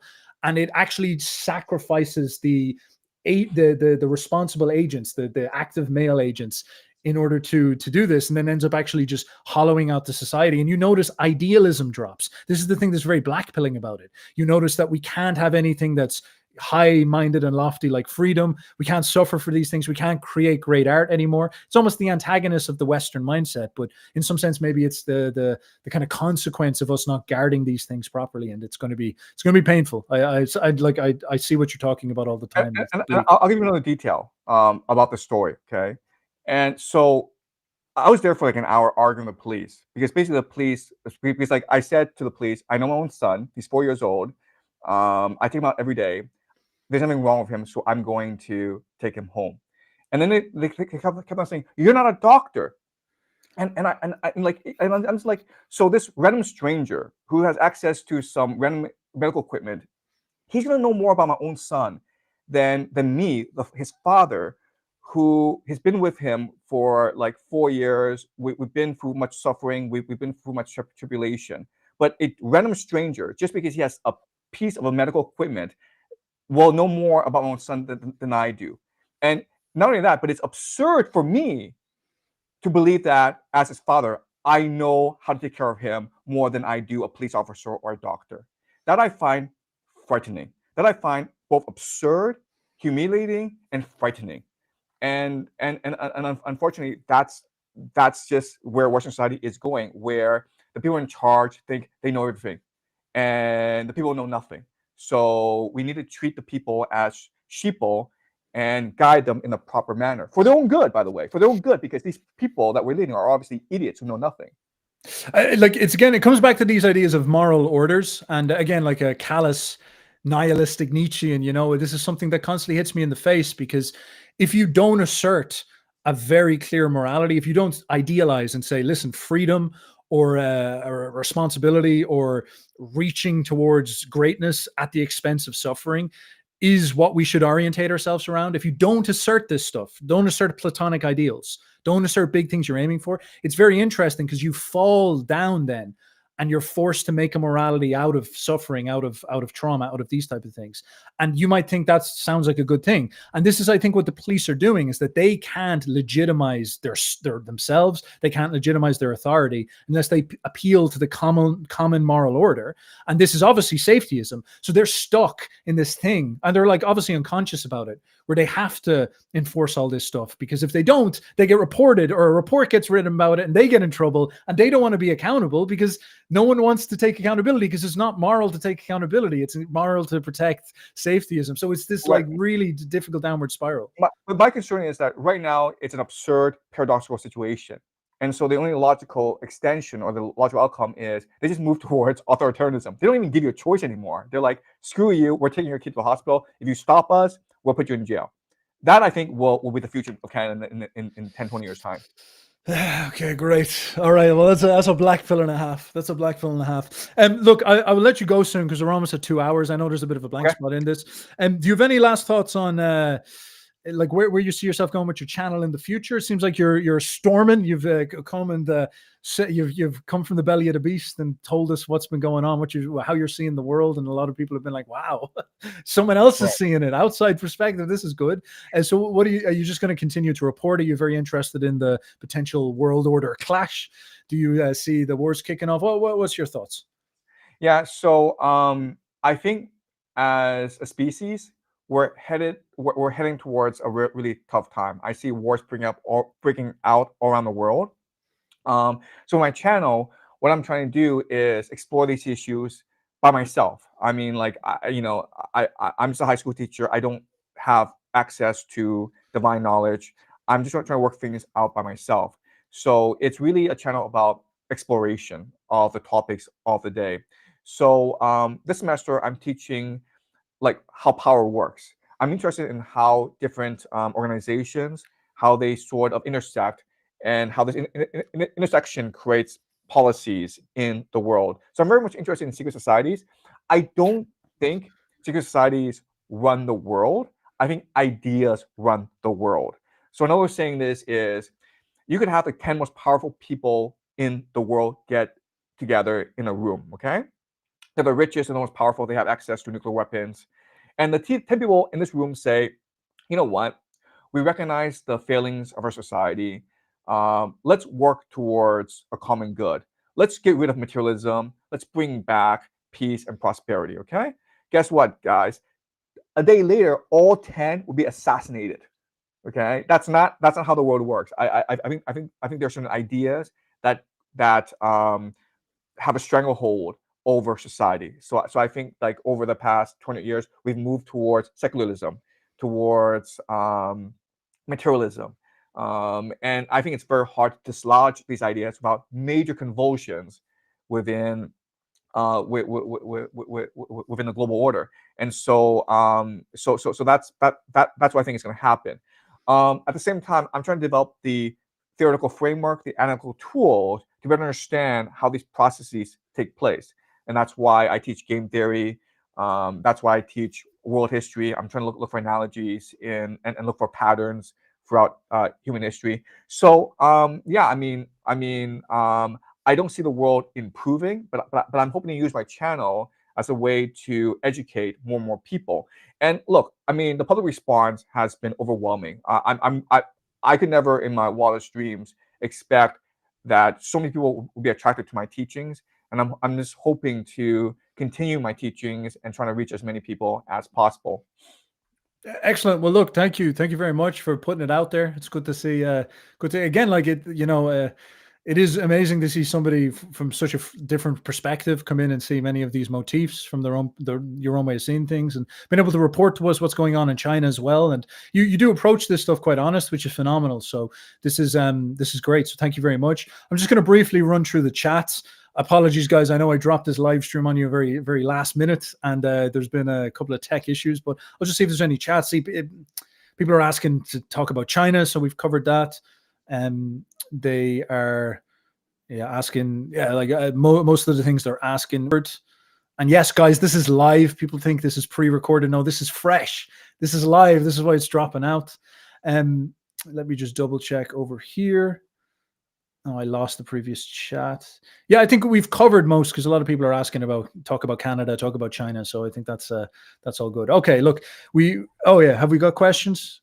Anything popping up? Hello, guys, double checking. Isn't China in decline as well? Yeah, so most of the stuff we covered. So I saw a question that's interesting. The question is the world headed towards Pax Judaica? Yes. Actually, this is a good. Maybe I could frame this as well. I've wondered about this, because obviously people are like, all right, so Israel is trying to build greater Israel, and are they going to create a moral mandate, which is like the Abrahamic religions all unite, and Jerusalem will be the center crown of the world, or something like this? I personally think I don't know. It seems very fickle. Would that be strong enough to take the mandate off America as hegemon? It doesn't seem like it right now. It seems like they're actually transforming into the new Germans of the 21st century, like the guilt vector, this type of thing. But what do you think? I think Pax Judaica is very likely. I think that in the Middle East, it's very unlikely that Israel will be toppled. I think my prediction is that the United States will go into Iran. And my prediction is that America will lose this war and they'll be forced out of the Middle East. Once America leaves, then it's very easy for Israel to create the Pax Judaica, because it doesn't really have a peer adversary after America leaves. And I think that Israel will become the dominant power. At the same time, what I think will happen, and it's happening already, is you have this surge in global anti-Semitism. And I think, one thing that's really important for people to understand is that Zionism is fueled by anti-Semitism. It is in the best interest of Israel to promote as much anti-Semitism as possible, because it forces Jews to return to Israel to build the Greater Israel Project. Without that manpower, without that expertise, it's very hard for Israel to survive in the Middle East. And so I'd be very suspicious of what's happening online. All this, anti-Semitism. I think a lot of it's fueled by Israel itself. I'm just talking about what is in Israel's best interest, right? Because if you look at the collaborations between Nazism and Zionism, there's been quite a few. Don't take my word for it. Go read Elaine Pape, who is an Israeli historian who's done tremendous work. Hello. It was fueled by. Sorry, you cut out for a second there, but I think your point is clear. Just to illustrate what you're saying, Herzl, like one of the founding fathers of Israel, literally says the anti-Semites will be our great ally, a tool we can use in order to convince the Jews to come back. And absolutely. There's one question I have, is that there is a significant faction of Jews opposing Zionism, and I wonder about that, because there's George Soros is the classic one, Bernie Sanders, there's and these would be the secular left-wing Jews. And as far as I see it, and I think this is an interesting thing to think about, they are looking at Israel as like blowing their cover. They're like, listen, we live in Pax Judaica. We live in this globalist world order where we have this great reputation. We're known as the Einstein geniuses, the comedians, the Hollywood guys. We're able to go wherever we want and like play with stocks and all this. And it's like actually very good for them. They have they had a great century. And then, they're looking at Netanyahu and he's like exterminating the Palestinians. And they're like, lads, you're making us look like maniacs. Everyone's going to hate us. And they've actually been proven right in a lot of what they're saying. And so Soros would actively lobby against the Jews. And you'd see like Dave Smith, a Jew who's going against them. And this is something Herzl would say. You read Herzl's works for Zionism, and he is constantly saying like these globalist international Jews, I hate these guys because they're like they lack character, they lack honor, they don't have a nation, and we should become a national people and till the land and become a force and prove that we have honor, this type of thing. So there's this like fracturing split. So I can understand Israel pushing maybe to try get its like claim its a little bit of territory or maybe claim a little empire like this. But it's like this moral world order thing I'm talking about, like it seems like the secular Jews with their idea of let's be sort of loved around the world and not kill any people in Gaza. This will look way better for us. And the Israelis are kind of burning all that good credibility. And it's like, does that have the potential to become a imperial project that has moral mandate? Maybe if everything breaks down, it will, but I don't know. They seem more just like a classic nation state that might cause a lot of problems for themselves. Well, we have to remember, like right now, Israel is doing what it's doing because it's an eschatological project. It's trying to bring about the end of the world, right? That's the objective, right? It's trying to create it's trying to force the return of the Messiah, or no, I'm sorry, for Israel, it's to force the arrival of the Messiah, which will bring about the Messianic age, which will be 1,000 years of peace and prosperity. So by destroying the world, you're actually saving it, right? You're accelerating the process of destruction. So that's like how they think. And if you're interested, I'm not sure if you looked at Sabbatai Zevi. Zevi. Yeah. Oh yeah. Yeah, because his influence. Okay, I think like the influence of Sabbatai Zevi is one of the most hidden things about history. I mean, like I think Sabbatai Zevi is the most important historical figure no one's heard of.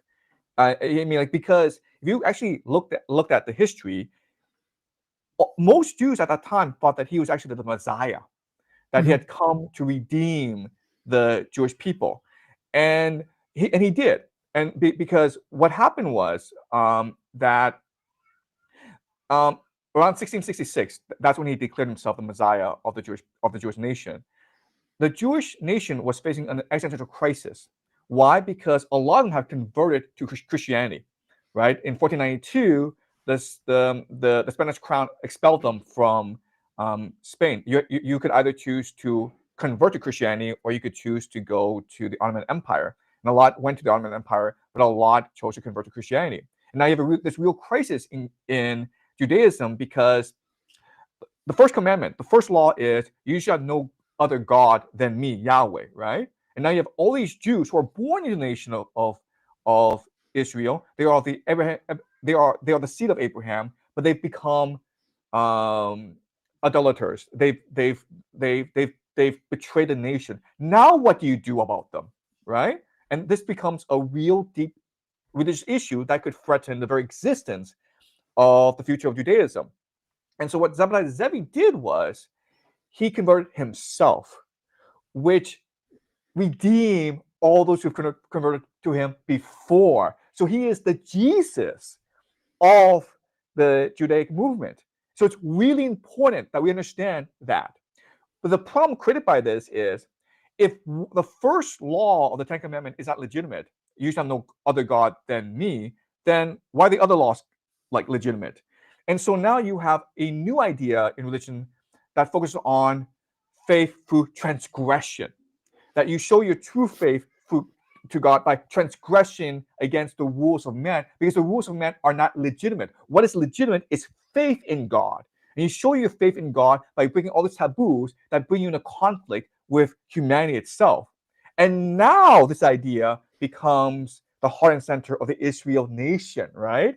Because it's through breaking the rules of the global order, by destroying neoliberalism, by destroying secularism that we show our true faith in God. And God will reward us in the end because we made the ultimate sacrifice for God. And that's the ideology driving Israel today. So I think it's really important, if you want to understand what's happening in Israel, if you go back in time and look at Sabbatai Zevi, it's really important to look at Jacob Frank as well, because the Frankists are a very powerful faction that helped to found Israel. And guess what, guys? Frankists, a lot of them control American finance and American industry and all that. So again, I mean, you guys can look more into this, but those linkages do exist. Yeah, I know there's also a secular side of this as well that I think like people underwrite, which is that like Sabbatai Levi basically presents himself as the Messiah. I think that idea also evolves then into the idea that the Jews themselves have to be their own Messiah, which is where you get Herzl, who is like essentially a secular nationalist. And like there's a big spirit of this in the Israelis, because the Israeli project, like I see a lot of people say it was a religious thing. A lot of these founders were like secular. They were very, secular is maybe a misnomer, but they were very like Enlightenment rationalists, and they saw themselves as setting up a formal nation. And I think the modern religiosity is actually like only in more recent, as they've begun to learn how to mandate their authority and their rule. They understand the power of their own religion. They're like, well, we may as well use this.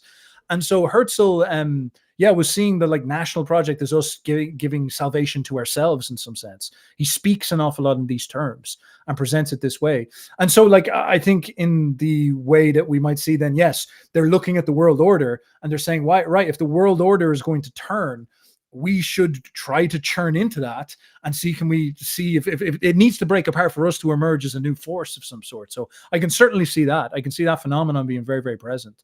And it'd be interesting to see how that's going to play out. That's going to be a wild one, to say the least. So it might be wild. But again, I would, I don't know how to judge this in that, are they in a position of great strength or are they in a position of weakness? Because it seems like the world is turning against them. You're suggesting that they need that. They want that. Yes. And so I think one thing to watch out for is the Al-Aqsa Mosque. I'm not sure if you know about the red heifers. Oh yeah, I know all this stuff. But like, if they destroy the Al-Aqsa Mosque, it sort of tells us that it's an eschatological mission, that they're here to destroy the world so they can rebuild it with Israel as the chosen nation. That I think will happen very quickly. So one thing that I've discovered about Zionism is they have a fascination with numbers. Numerology is very important in Zionist belief. And so I think what's happened is they've already picked a date to destroy the Al-Aqsa Mosque. And that date is a closely guarded secret. But if some of you know about the Kabbalah, and if you're really interested in numerology, you can probably figure out the date when they will do it, right? Because you look at all the dates of these recent events, right? So assassination of JFK happened on November 22nd, 1963, right? That's 11/22. Okay, that's 11, 20, 22, 33. These are the three like mystical numbers or divine numbers. And yeah, so I think the date's already picked out for the destruction of the Al-Aqsa Mosque. But once that happens, then you know what the future plan is, right? Like the destruction of the Al-Aqsa Mosque, it's really to instigate World War III. Yeah, and that's the turning of the world order. Like personally, this is a conflict within my own mind, but I wonder how much of it is religiously motivated, because I see people say it's like the Israelites are all religiously trying to carry out the end times. I can't pronounce the word, apologies. But again, there is like a rational secular aspect to a lot of them as well. Like they see themselves as a nation state who are actually in some sense just trying to get the concept of honor. Like, again, I'm coming from Herzl an awful lot here, so I know you might not agree with this, but like Herzl describes the Jews as the way the anti-Semites do. They say, no, we're not honorable. We've been degraded because we've gone around as this people without a land. And there's actually this desire for them to claim honor. They want to be pagans again. They want to say, like, listen, we can be fighters. We can be people who run a nation. You could, like, we want the Israelites of the 21st and 22nd century to be people who approach like you approach the Spartans. They're thinking of themselves in this way, and I think this is really present. And it's not mythologized. This is just like the military state thing. Netanyahu has come out and said this. I mean, like he said that Israel in the future will be the new Sparta. I mean, I mean, like, I don't exactly remember his exact. Yes, you can Google this. I don't remember his exact words, but he did say this, that Israel will be the proto-Spartan nation of the world. And what he's saying is we're moving towards continuous war, never-ending war, which is what will happen if you destroy the Al-Aqsa Mosque. Wow, this is 5 days ago. Netanyahu said Israel will become a super Sparta. Yeah. And more militarized. Wow, that's very interesting. Yeah, and like that's fascinating. Okay, so like what is I'm trying to think of the psychology there, because like you're right. Is this like, as I'm saying, is this like a secular urge just to create a honorable military state to kind of fulfill their historical destiny? Or is this a thing where they're actually following along the religious destiny and saying, oh, we need to push the world order and fold it and overturn the reality itself in order to fulfill the destiny of the Jewish people, or something like this? So regardless, it seems like they're both pointing in the same direction. So maybe that's... I mean, I think Netanyahu has a messianic calling. He sees himself as the Jewish Messiah, here to bring in the Messianic age.